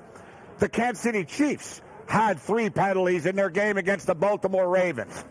I'm not the smartest dude in the world, but 3 plus 3 is like 6, right? That's nowhere near 10.5. Bill Vinovich is going to keep the whistle in the pocket. This game is going to see limited penalties called in this football game. But let's bring in Rafael Esparza. We caught up with him earlier today on Media Row today, and let's talk to him about the props and everything else with the big game. We are kicking it live in Las Vegas, and we've look what we found. Look who we ran into. A regular on Sports Rage, longtime odds maker Rafael Esparza in the house. What's going on, Rafael? How you doing, my man? Pretty good. How about yourself? Hey, we're enjoying the week so far. Things are just getting started. We're midweek right now, but what a difference Wednesday's made from Monday here. This place is really hopping. And I tell you what, I'm a Super Bowl media row vet. Expect Thursday and Friday. That's when it gets really lit here. But let's get down to business. As far as the Super Bowl is concerned, who do you like? I'm leaning towards the 49ers right now. I think we're going to see a lot of points scored, so I think it's going to be over 47.5. I like 49ers. If it's an under game, then I think it's KC, Pachenko running the ball, clock ticking. But I like the over, so I like San Fran -2. Now, wait. Look at the money line. I think the money line of the 49ers might go to -120 with a 2 on it because there's so much KC money line money coming in. So let me ask you about that, actually. Are you expecting a late rush of KC money as the weekend approaches and over the weekend? Yes, I talked to BetMGM and all these. Swifty money will probably be here all weekend long. You know what? You talked about the total at 47.5 in this football game. I put a bet in. Will both teams score 20 or more points? And I like this play. And what I like about this play a lot, too, it takes away the stress of actually who's going to win the football game a little bit. Yeah. Not that I still won't have a bet on who wins the game, but let's say, number one, if you like the over 47.5. There's no guarantee this game gets to 48 points, guys. There could be 23-20. It could be 26-20. Yep. I still win that bet with both teams getting to 20. What do you think about it? I like that. I like the over, so that's a perfect bet. I think if 49ers jump out early, or even KC jumps out early, San Francisco's been playing from behind all playoff long, and look how many points they score, especially in the second half. Halftime whole total, that's something I'm going to be very curious. I want to see what the second half total is. Well, I tell you what, this is something that I've only started to sort of think about in the last 24 hours, to be honest with you. We all think about these game scripts all week, and we have no control over it, but we pretend that we do. This is going to happen, and that's going to happen. But San Francisco aren't really hiding it. I've been soaking everything up. They're going to want to get a lead. Yes. They don't want to have Purdy playing from behind against this defense and Mahomes. Let's make Mahomes catch us. We get the lead and pound the rock with McCaffrey, give the ball to Samuel, and we play. We don't want to play from behind, which really starts to lead me to, you know what? I'm liking San Francisco in the first half of this game. Money line first half. I like that. You didn't mention one thing that's going to be key. Kittle is going to be key. I think he's my guy. I think the 49ers look at him early because everyone's talking about only one tight end in this game. Kittle's 65-1 to win the MVP. What if he scores 2 touchdowns? And they win the game. Don't you think they would love to give it to Kelsey and all the talk of all weekend long? I think Kittle has a big game. I like his total receiving yards over. So you just kind of told us you think George Kittle, why not a sprinkle on MVP, you're saying, right? 65-1, why not? Because one thing we'll say, too, normally it's almost an automatic that the quarterback wins the MVP. That's not the case if San Francisco wins because of Brock Purdy. I couldn't agree more. That's why I'm looking at. And I know McCaffrey's kind of the chalkier play in the plus 400 range. Yeah, he's plus 400. I think the highest I saw was 450. I forgot where I saw that. But, yeah, I see you read it. Quarterbacks MVP, not 49ers. They have 3 guys that would not shock me if they're holding up the MVP trophy, if they win. What's a proper 2 that you like that you've put in? First score, field goal over touchdown, plus 140. I just think 3-0 right away. Yep. Get points on the board. I couldn't pass up the plus 140. No, I totally agree. You know what? I played the same thing. There's a couple of bets like that are just complete toss-ups that if you're getting the plus money, I like where you're going with that. And I tell you what, too, I have had this vision, guys. Kansas City are going to score first. Butker is going to kick a field goal, but San Francisco are going to score the first touchdown of the game. 7-3 at the end of the first quarter. That's what I'm thinking. Whoa, Ted, that means going over in that first quarter. We already threw George Kittle out there, but George Kittle, first touchdown of the game. I got to look that one. That's a nice one. That's first touchdown of the game, George Kittle. That's a nice one. If you look, Mark Andrews didn't play, right, in a couple of months. He came back. He actually had 4 catches against Kansas City. Yeah. It was only their Kansas City is a lot of let's let them catch it in front of us, bend but don't break. So Mark Andrews had 4 catches for like 31 yards or so. And Kansas City's defense is going to be very concerned about getting beat deep by Ayuk and by Samuel. I see Kittle racking up the catches over the middle of the field. Because Kittle's numbers haven't been great over the last couple of weeks, but now's the time to buy in. I know, and no one's talking about that. He's a tight end too, people. George Kittle's a tight end, not just Kelsey. I like it. He's gonna have a big game. All right. So speaking of Travis Kelce, we've only got a couple of minutes here with you. We're jam packed today, but Las Vegas, you've been an odds maker here. You've been an odds maker everywhere before. You damn well know that the books here wish they could take Taylor Swift props. I tell you that. Yes, they have. I've heard that. If I've had $1 every time a Vegas so everyone that you know in Vegas also, oh man, I wish we could, right? It's nuts. I mean, I think I've done anywhere over 100 Taylor Swift prop bets for books globally and all that. And the action they're getting. No, we're not taking that $1,000 bets, but the action they're getting on it, and then they're doing other parlays with it. It's just crazy in how much Taylor Swift action comes in. Even I have my line in the sand. The biggest degenerate bet that I'm going to go with is the color of Gatorade. On the way out, you have a tip for us? And listen to this. We had a guy on our show yesterday, Jack Settleman. He was at the press conference, and he asked Shanahan directly, point blank, what's your favorite color Gatorade? And he said, blue. Someone said blue was and I thank you for confirming that story. The Niners' favorite color of Gatorade is blue. He said orange, but the team is actually blue. Yeah, just throwing it out there. So finally, on the way out here, final score prediction. High one, I think it's a 28-20. 28-20. 28-20. San Francisco. Rafael Esparza. Always a pleasure. Hey, good stuff, Rafael. Thanks for taking the time to be us. We're kicking it live from Media Row. Bring it. Thanks to Rafael Esparza for joining us on the program. Rafael's been in Vegas for like 20-plus years as a longtime odds maker. He sets numbers on everything.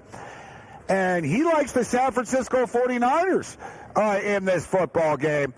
I got to tell you, I've done a lot of Super Bowls over the years. We've been doing this a long time.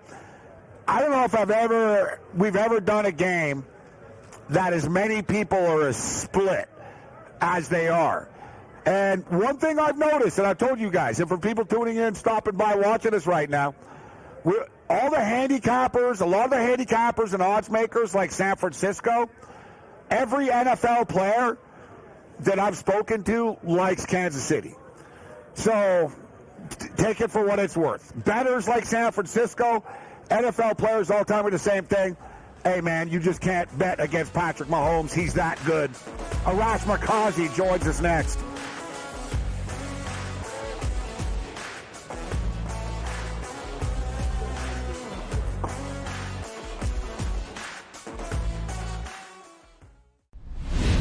The Super Bowl is set in Vegas. We got a rematch from just a few years ago.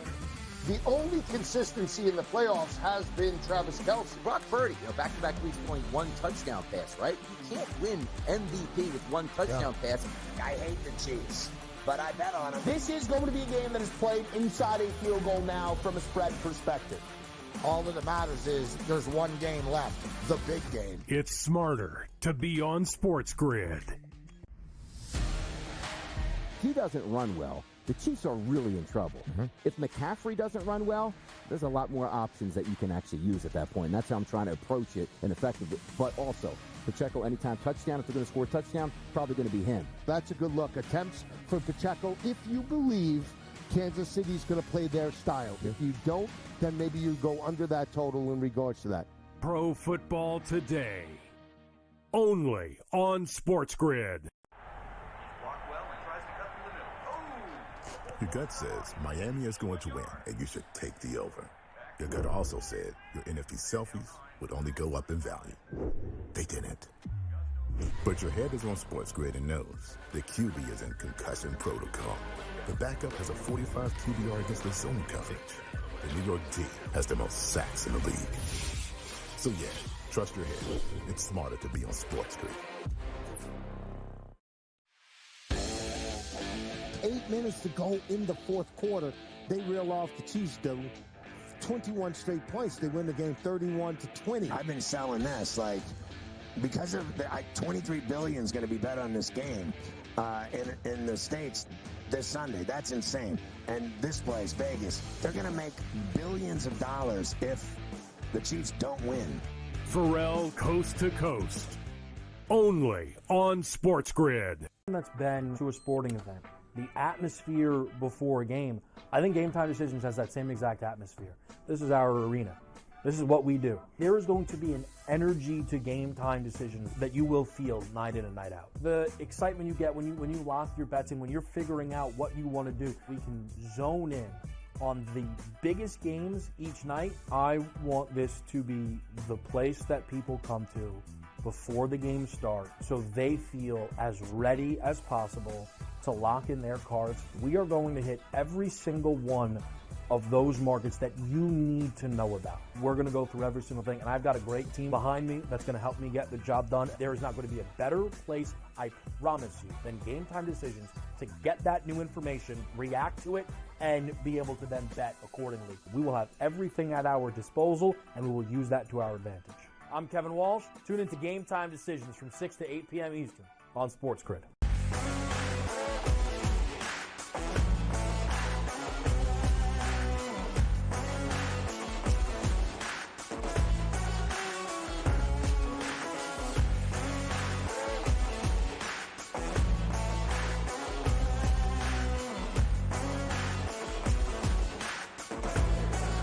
I am Gabriel Morency. We're kicking it live at the beautiful MGM Grand, straight from the Strip in Las Vegas, Nevada. We got a crowd milling about here. You guys having a good time at the MGM or what? Let's rock. Yeah, baby. Countdown. Who you guys got? Kansas City, San Francisco, Super Bowl. 27-23, San Francisco. San Francisco wins the Super Bowl. 27-23, baby. For the record, 27-23, San Francisco. Pace. Oh, I got angry Chief fans coming at me now. It's a split crowd, baby. So listen, 27-23, San Francisco Pace, 125-1. Would it shock me if Kansas City won this game 27-24? No, that's 90-1. All right, let's catch it. We caught up with Arash Markazi today on Media Row. Arash is a media legend, covers the LA and the Vegas scene.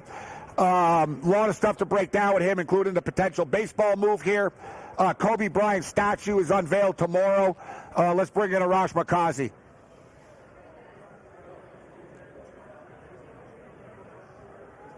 The countdown to Super Bowl 58 continues, and we've met a lot of legends. We've interviewed a lot of legends over the weekend.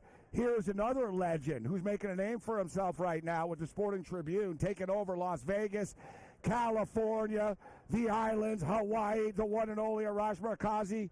Arash, it's always a pleasure, my man. Thanks for having me. Hey, listen, I always love having you on the show, but it's always cool catching up with you at these experiences. Yeah. How do you compare the Las Vegas Super Bowl experience so far to some of the others that we've been to? It's fantastic because, this is a place where people want to be and they want to stay. And as you know, Gabe, people come into town, they do what they got to do, and then they leave. Or maybe they don't stay for the game. I got a feeling the majority of these people on Radio Row are going to try to find a way to stay here, go to a sports book, go to a party, go to a casino. And as we just touched on it, normally these things are held in a convention center, and we leave and there's maybe like a drugstore or a convenience store.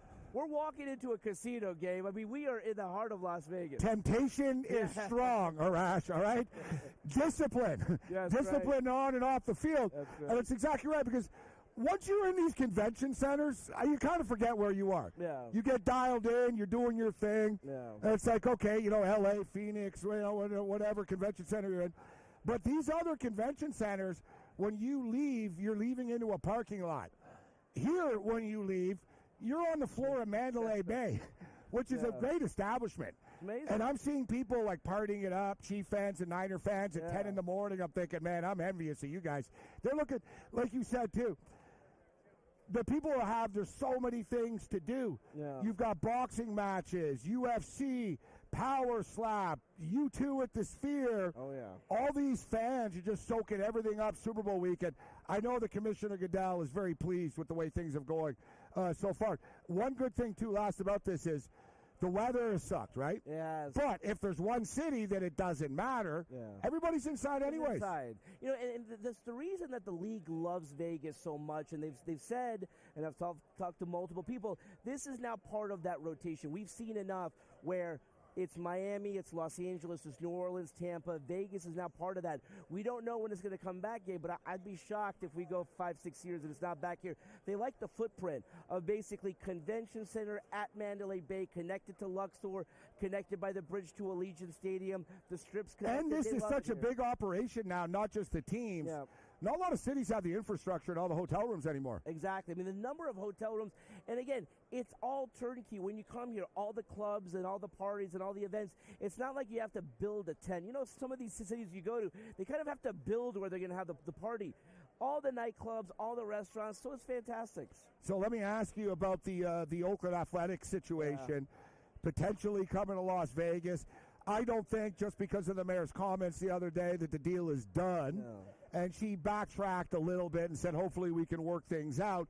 But with that being stated, there's a lack of enthusiasm across the board in the city with the business community, with the sports fans. But the problem is, and I'd love to see the team stay in Oakland. Yeah. They can't keep an In-N-Out burger in Oakland open right now. And that's the problem. And I don't say this because it hurts and it saddens me. Yeah. But, dude, like a Denny's, it's been there 54 years, just closed. The In-N-Out burger by the airport in Oakland just closed. They haven't had a police chief in a year. Yeah. It's too bad that this is where we're at right now, but what are you hearing? You know, my thought is the train has left the station. Like, I don't know if there's a pathway for them to stay, but I hope there is. That being said, Las Vegas does not want to take the Oakland Athletics from Oakland. They already didn't feel great about taking the Raiders from Oakland, but it's the National Football League, and they really did a great job of, like, planting their flag here. John Fisher. And Raider, let me just quickly say, someone that knows, too, that's lived often in the same city as you, like L.A. And Vegas, the Raiders are kind of a West Coast team. Yeah. Like, Raider fans are sort of used to it. Well, no, we're in L.A., no, we're in Oakland, okay, now we're in Vegas. It's a little bit different. Yeah. But you're right, the enthusiasm. Put it this way, the only, like Dodger fans are like, okay, move the team here. It'll be a fun weekend. Exactly. And the location doesn't make a lot of sense either. Tropicana is the worst location. It's the resort corridor. Like, if you want to build a stadium a little bit off the strip, that's fine. But to have it right on that corner, yeah, you can fit an arena, but not a stadium. There's a difference between an arena and a stadium. Exactly. So my thought process is at some point this will get worked out. I've never seen the fan base here. They don't care. They don't want the Oakland Athletics. They don't want John Fisher. They don't want the best. That doesn't mean that they don't want Major League Baseball. They just don't want this situation. So as far as the NBA is concerned, how long do you think it's going to be before the NBA is in Las Vegas? I think it'll be right after the TV contract that will get done by 25. So I do think Seattle and Las Vegas. 2026, 2027. You'll hear. And then we'll hear who's behind that group. Well, you're pretty in touch. You have been over the years with the Los Angeles Lakers. Do you believe that LeBron James will be? LeBron wants it. Gabe, he's been very specific. He hasn't said one day I'd like to own it. He said in Las I want Vegas. the Las Vegas NBA team. And so they've made no bones about it, made no secret about it. He wants that. And I do believe that the league thinks it's important for them to have a face of the franchise type of deal. So LeBron will be a part of that group, I believe. Kobe Bryant, the statue this week. Incredible. It really crept up on us, didn't it? I know. And from the announcement. And I'm actually, you're here right now. Yeah. You're swamped. You're doing your thing Super Bowl week, but you were close to Kobe Bryant. Yeah, and it's surreal that it's happening. I mean, Gabe, it was 4 years ago I landed in Miami to cover the San Francisco 49ers and the Kansas City Chiefs, and it was just a surreal blur that weekend and that week covering that game, knowing what was happening back home in Los Angeles. And so on Thursday night, I'm going to be in front of the TV watching the unveiling of the statue. Saddened again that Kobe's not there. Like every statue we've seen, the player has been there. Shaq got to see it, Magic, Kareem, you go down the list. For Kobe not to be there is just so sad, but what a beautiful moment that all these fans forever can celebrate him. I tell you what do you think over under selfies they're going to be taken in front of that statue, Arash? Millions, and from around the world, Gabe. I mean, just people are going to go and say, all right, the Kobe is That'll there. be the thing you do. To me, I got goosebumps now. there's only a few arenas and stadiums where you're sort of like, whoa. Yeah. The Bell Center in Montreal is like that. There's a statue of Maurice Richard, and you're like, whoa. Yeah. Sort of like that Yankee Stadium feel. Yeah. Even though it's a new arena, the statues make the staples of the Crypt. You know what I mean? Because I know it's not the Forum. No. And it doesn't have the same tradition. But that row of statues with Chick Hearn and De La Hoya and Kareem and everyone, it really is. It's super cool. Like when you go to Chicago, the Jumpman statue, the Michael Jordan statue. Kobe, all of his great moments happened there. I mean, it really was the Staples Center, and I'll always call it that. All of his championships were won there. So now fans can go back there, take a selfie in front of that statue. What a beautiful moment it's going to be. I call it the Crypt now. I know, that's fine. That's the Crypt. What's wrong with the LA Kings? I was so excited about the way that they began the season, all those wins on the road. I'm thinking that this could be the season. Yeah, they were road warriors, and man, the NHL season though. Look at the Edmonton Oilers; they couldn't win, then they won 16 games in a row, and then of course Vegas beat them. All right, we've only got a couple of minutes left here with you. As far as the big game is concerned, how do you think this plays out, man? San Francisco or Kansas City? Who do you like? I like the Chiefs. I get why San Francisco is favored. They've been the better team all year. But when I'm watching the Chiefs this year, they seem like a team that's waiting for the playoffs to come around. When you've done what they've done during this period of time, they're just waiting for the playoffs to come around. And everyone said they've never won a road playoff game. They went to Buffalo and won. They went to Baltimore and won. And I just think that they're comfortable in the spot. I like the Chiefs. Close, field goal late. I do like it to be a high-scoring game. So you think it goes over to 47.5? I do. Like 27-24 is the score that we've been talking about. Exactly. But I do like the Chiefs in this one. I love Darash. Patrick Mahomes had a line earlier in the playoffs when they said he's never played a road playoff game before. Yeah. He goes, I don't know if you guys realize, he goes, we did play the Super Bowl in Tampa against the Buccaneers. He goes, it was kind of a road playoff game, but he goes, we lost that game, so I didn't want to bring that up to you. Hey, Raj, it's always a pleasure, man. Continued success with the website. We're going to show some love to the Hawaii Warriors. Jeff Reinbold, defensive line coach. He's going to join us later in the week right here from Media Row in Las Vegas, Nevada. We're kicking it. And don't forget, we're at MGM Sportsbook from 5 to 7. We got the stage set up. Come down, have some drinks, play some bets over at the MGM Grand, 5 to 7 Eastern. We're throwing it down here right now at the MGM Grand. Great time here. Like I said, listen, Vegas, we did this at the NFL Draft. It was the same thing. It was awesome. But it's really getting started now. It's Wednesday. Wait till Thursday night, and then Friday night is just going to be off the hook here.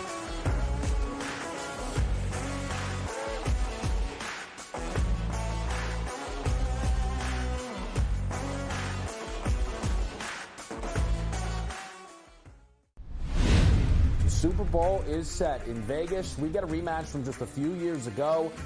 The only consistency in the playoffs has been Travis Kelce. Brock Purdy, back-to-back weeks point one touchdown pass, right? You can't win MVP with one touchdown pass. I hate the Chiefs, but I bet on them. This is going to be a game that is played inside a field goal now from a spread perspective. All that matters is there's one game left, the big game. It's smarter to be on SportsGrid. If he doesn't run well, the Chiefs are really in trouble. If McCaffrey doesn't run well, there's a lot more options that you can actually use at that point. And that's how I'm trying to approach it and effectively. But also, Pacheco anytime touchdown. If they're going to score a touchdown, probably going to be him. That's a good look. Attempts for Pacheco if you believe Kansas City's going to play their style. If you don't, then maybe you go under that total in regards to that. Pro Football Today. Only on SportsGrid. Your gut says Miami is going to win, and you should take the over. Your gut also said your NFT selfies would only go up in value. They didn't. But your head is on SportsGrid and knows the QB is in concussion protocol. The backup has a 45 QBR against the zone coverage. The New York D has the most sacks in the league.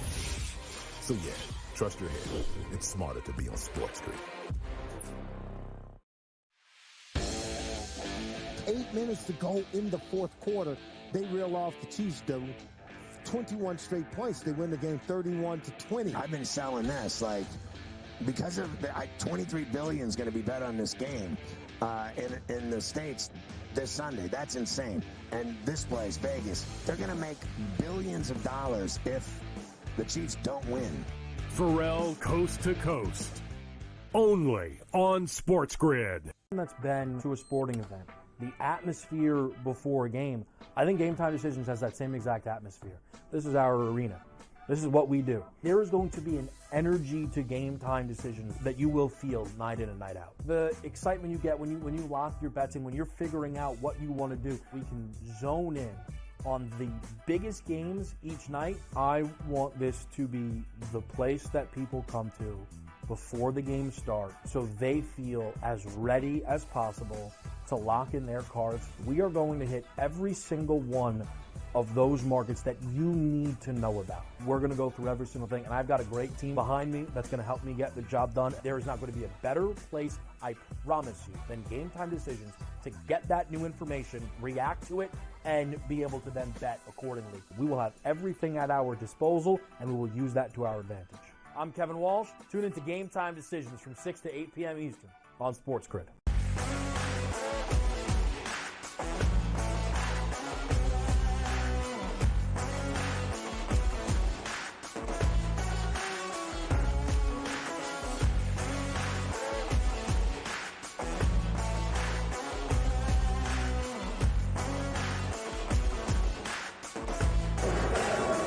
I am Gabriel Morency. We're kicking it live at the MGM Grand, straight from the Strip in Las Vegas, Nevada. We're right down the street from Allegiant Stadium.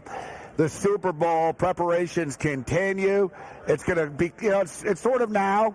Soon it's just going to be all about the game. But when you're out here, man, and you're in the middle of this, it really is something. And if you're at home right now, you kind of suck. You should be here because this is the place to be. If you're a football fan or if you're a bettor, and if you're in town, check out MGM Grand Sportsbook.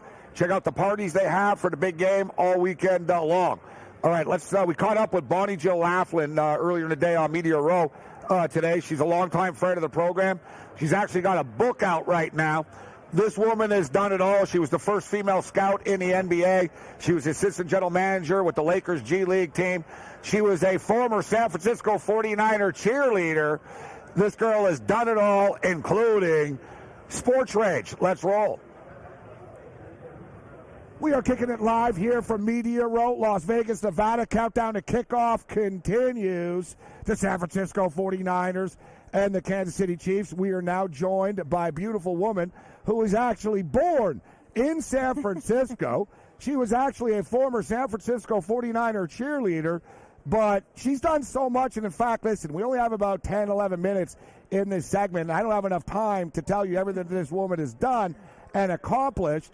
But the first female scout in the NBA, assistant general manager to the Lakers G League team, a former Dallas Cowboy cheerleader, competitive barrel racer. Dave knows it all. Oh, yeah. You know what? And now, the coolest thing ever, you can put all your stories into one book, and you did.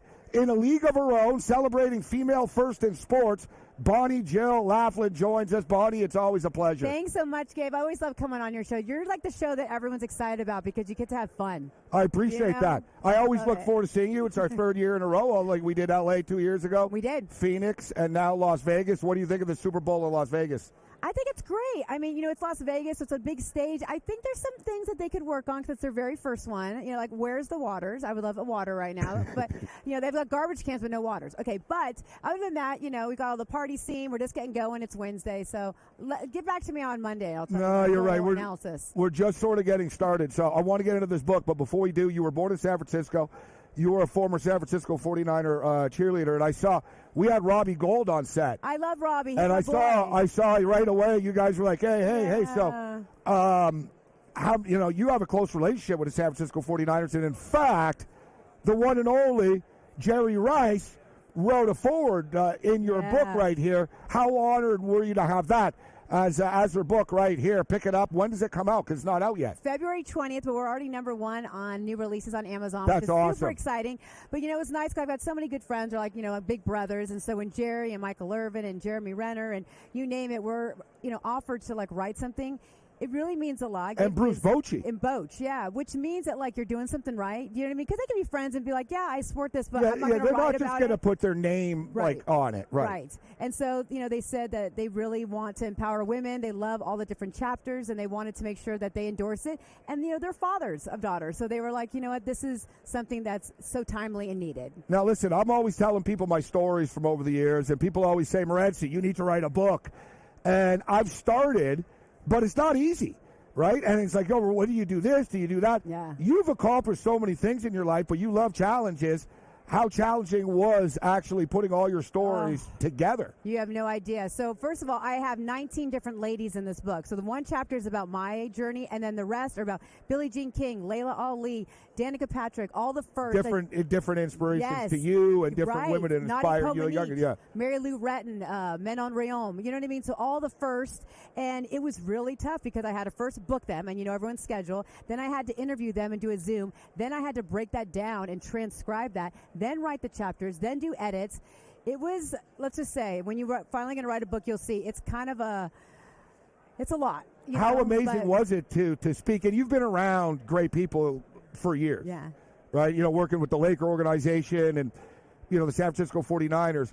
But what was it like meeting all these individual champions, these women that are the same but different, right? They're also... What was the common theme? I guess the fire and the passion? Yes, but also it was the sacrifices that some, were saying, I sacrificed so much. I didn't spend time with my family enough. I didn't have a family. I missed my high school prom. You know what I mean? Like little things that maybe we don't Nadia even think of. Comaneci, I can't imagine her life was easy in Romania. Yeah, and you know what? Right. The perfect 10, actually, in Montreal at the Montreal Forum. Exactly. And so for me, it was like, oh my gosh, we all have that common, interest and sacrifice. Like me, like I didn't have, I ended up never getting married and not having kids yet because I've always been married to my career. And I'm like, wow, these ladies did the same thing. And also having to have perfection, Gabe, if that makes sense. When you're a female under this like microscope, not making any mistakes because everything else is more glorified when you're a woman. All those different things like resonated. Like we all kind of deal with that.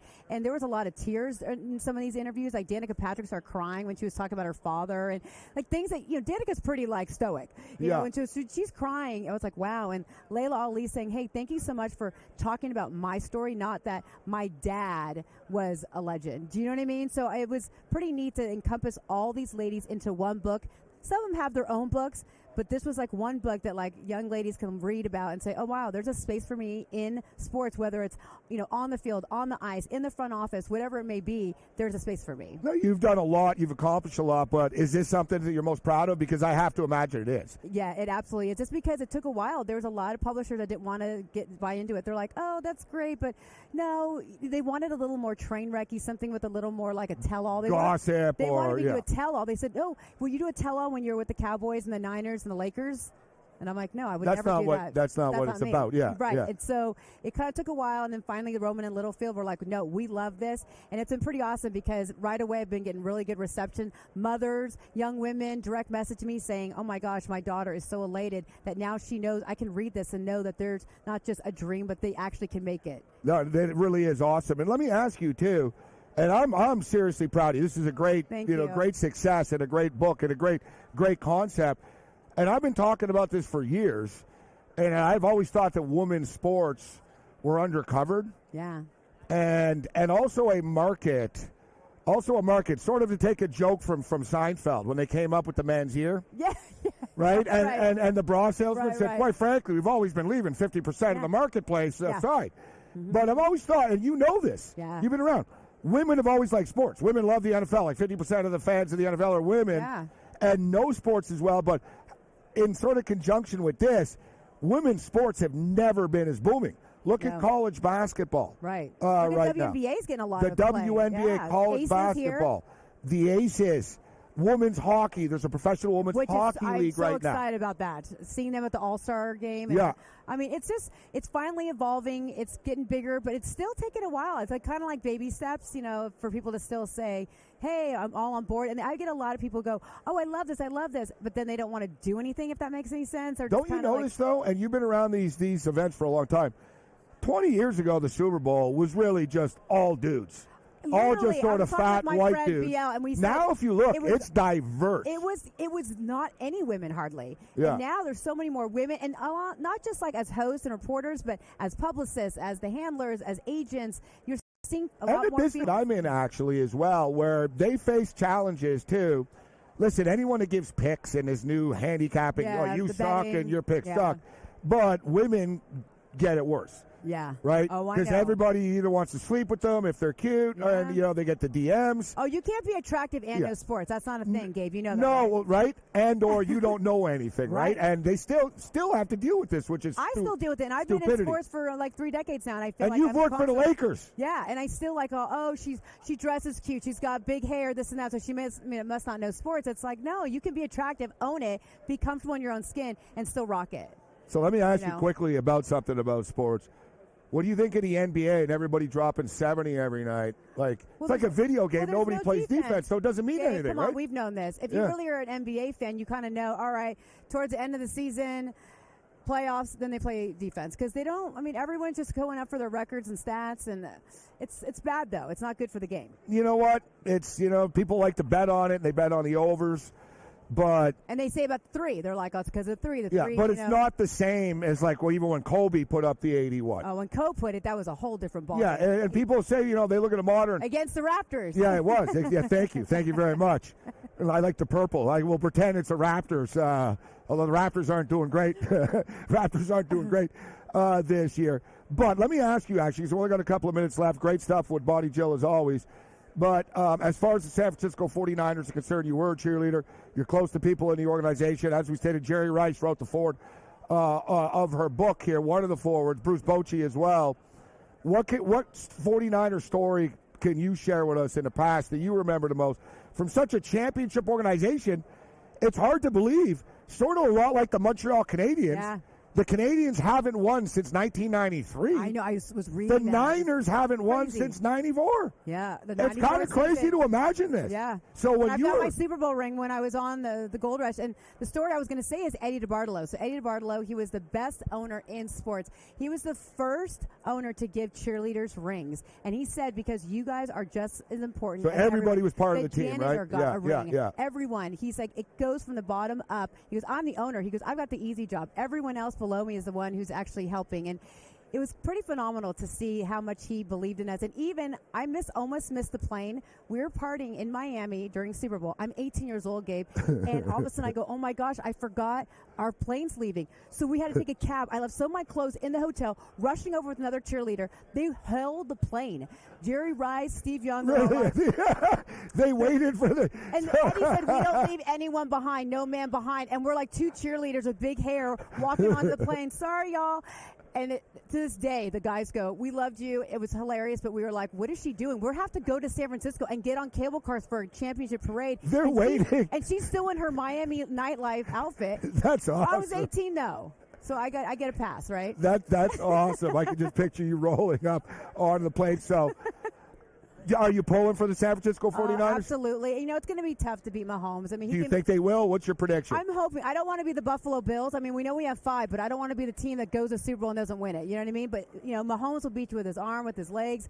I mean, we got to make sure that we get to the quarterback. Defense needs to step up like they have during the regular season. They got to get to the quarterback. The pass rush, the secondary. They haven't been playing the past 2 playoff games like they have regular season. And I hope that Shanahan opens up the offense, make sure we use CMC. I mean, there's so many things that need to happen. I'm nervous. I don't like that we're playing the Chiefs. I'll be honest with you. Bonnie, Jill, it's always a pleasure seeing you. Congratulations Thank you on the so book. much. So proud of you. This is super cool. I can't wait to read it. Inspiring stories. Can't wait to read your story. I'm going to get you a copy, by the way. In here as well. We're kicking it live right here in Las Vegas. Countdown to kickoff continues. Bring it. Thanks to Bonnie Jill Laughlin for kicking it with us on Media Row.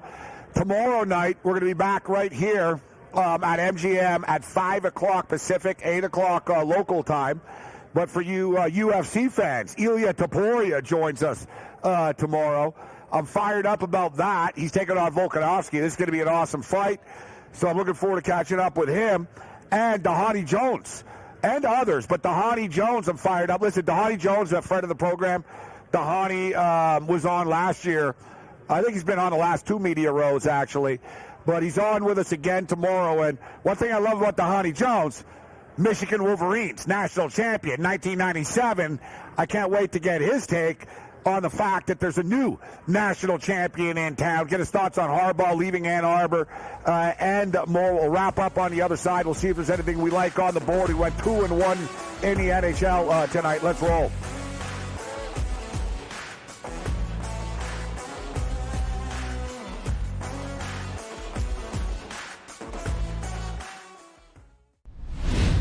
Super Bowl is set in Vegas. We get a rematch from just a few years ago. The only consistency in the playoffs has been Travis Kelce. Brock Purdy, back-to-back weeks throwing 1 touchdown pass, right? You can't win MVP with 1 touchdown pass. I hate the Chiefs, but I bet on them. This is going to be a game that is played inside a field goal now from a spread perspective. All that matters is there's one game left, the big game. It's smarter to be on SportsGrid. He doesn't run well, the Chiefs are really in trouble. If McCaffrey doesn't run well, there's a lot more options that you can actually use at that point. And that's how I'm trying to approach it and effectively. But also, Pacheco anytime touchdown, if they're going to score a touchdown, probably going to be him. That's a good look. Attempts from Pacheco. If you believe Kansas City's going to play their style. If you don't, then maybe you go under that total in regards to that. Pro Football Today. Only on SportsGrid.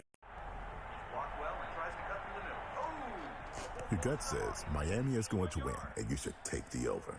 Your gut also said your NFT selfies would only go up in value. They didn't.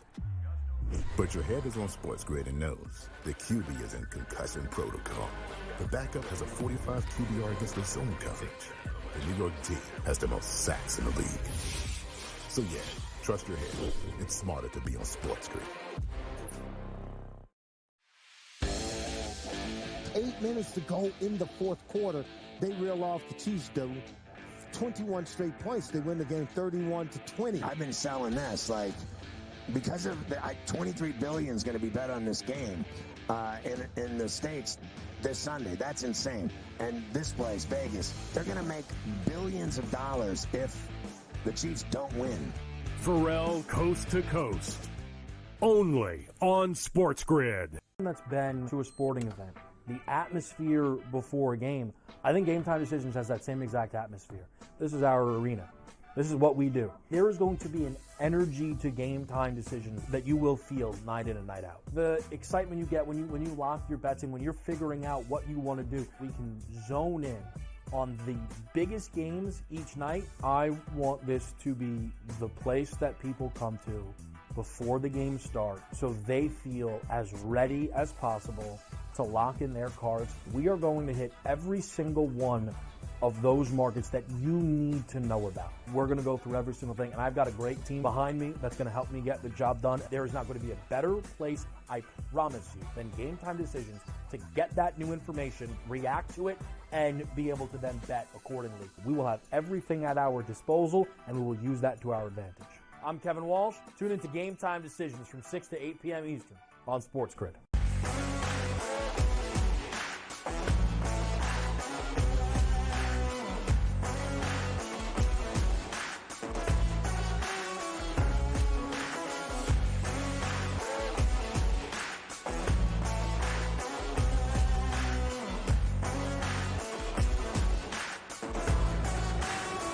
Shout out to everybody who joined us on tonight's program as SportsGrid's coverage of Super Bowl 58 continues from the MGM Grand and Media Row at Mandalay Bay. As I stated a couple of minutes ago, for all you UFC fans, Ilya Topuria will join me on the program tomorrow. We also have former national champion Michigan Wolverine Dhani Jones will join us tomorrow. We've got a bunch of other badass guests and handicappers throughout the week. We go 2-1 in the National Hockey League tonight, late night on the ice. The Clippers and the Pelicans are playing. Number feels a little light at 5.5 to me. I'm going to take the Los Angeles Clippers minus the points, and let's go over the 232.5 in this basketball game. No team is hotter in the NBA right now than the Los Angeles Clippers. But speaking of bets, it's all about the Super Bowl. We had some great cappers on the program. One of the props that really caught my eye tonight as far as just its uniqueness was Bill Krackomberger, who's one of the best in the business, who said that he's betting that the San Francisco 49er punter has a punt longer than 55.5 yards in this game. I didn't see that one coming. I keep coming back to George Kittle in this game. I think that George Kittle's reception prop at 3.5 is too light. Mark Andrews had 4 catches in his return. He didn't play it forever. He had 4 catches. They held him to like 31 yards, but I'm looking for George Kittle to be a big part of this game, and I think that we're buying in right now. It's like a stock buying in low on Kittle because he hasn't put up big numbers in playoff games. And it hasn't just been in these playoffs. Kittle's numbers have dipped a little bit. Everybody's numbers dip when the Vince Lombardi trophy is on the line, doesn't it? I'm getting fired up for this game right now. I keep coming back to the same scores. We're going to give you we'll give you like a 6-pack of final score predictions because they all pay so well. But our 27-23. San Francisco wins this football game 27-23, pays 125 to 1. Come on down to the MGM Grand and other sports books. They got some great props up. We'll see you tomorrow for Media Row. Other than that, you're on your own. Later.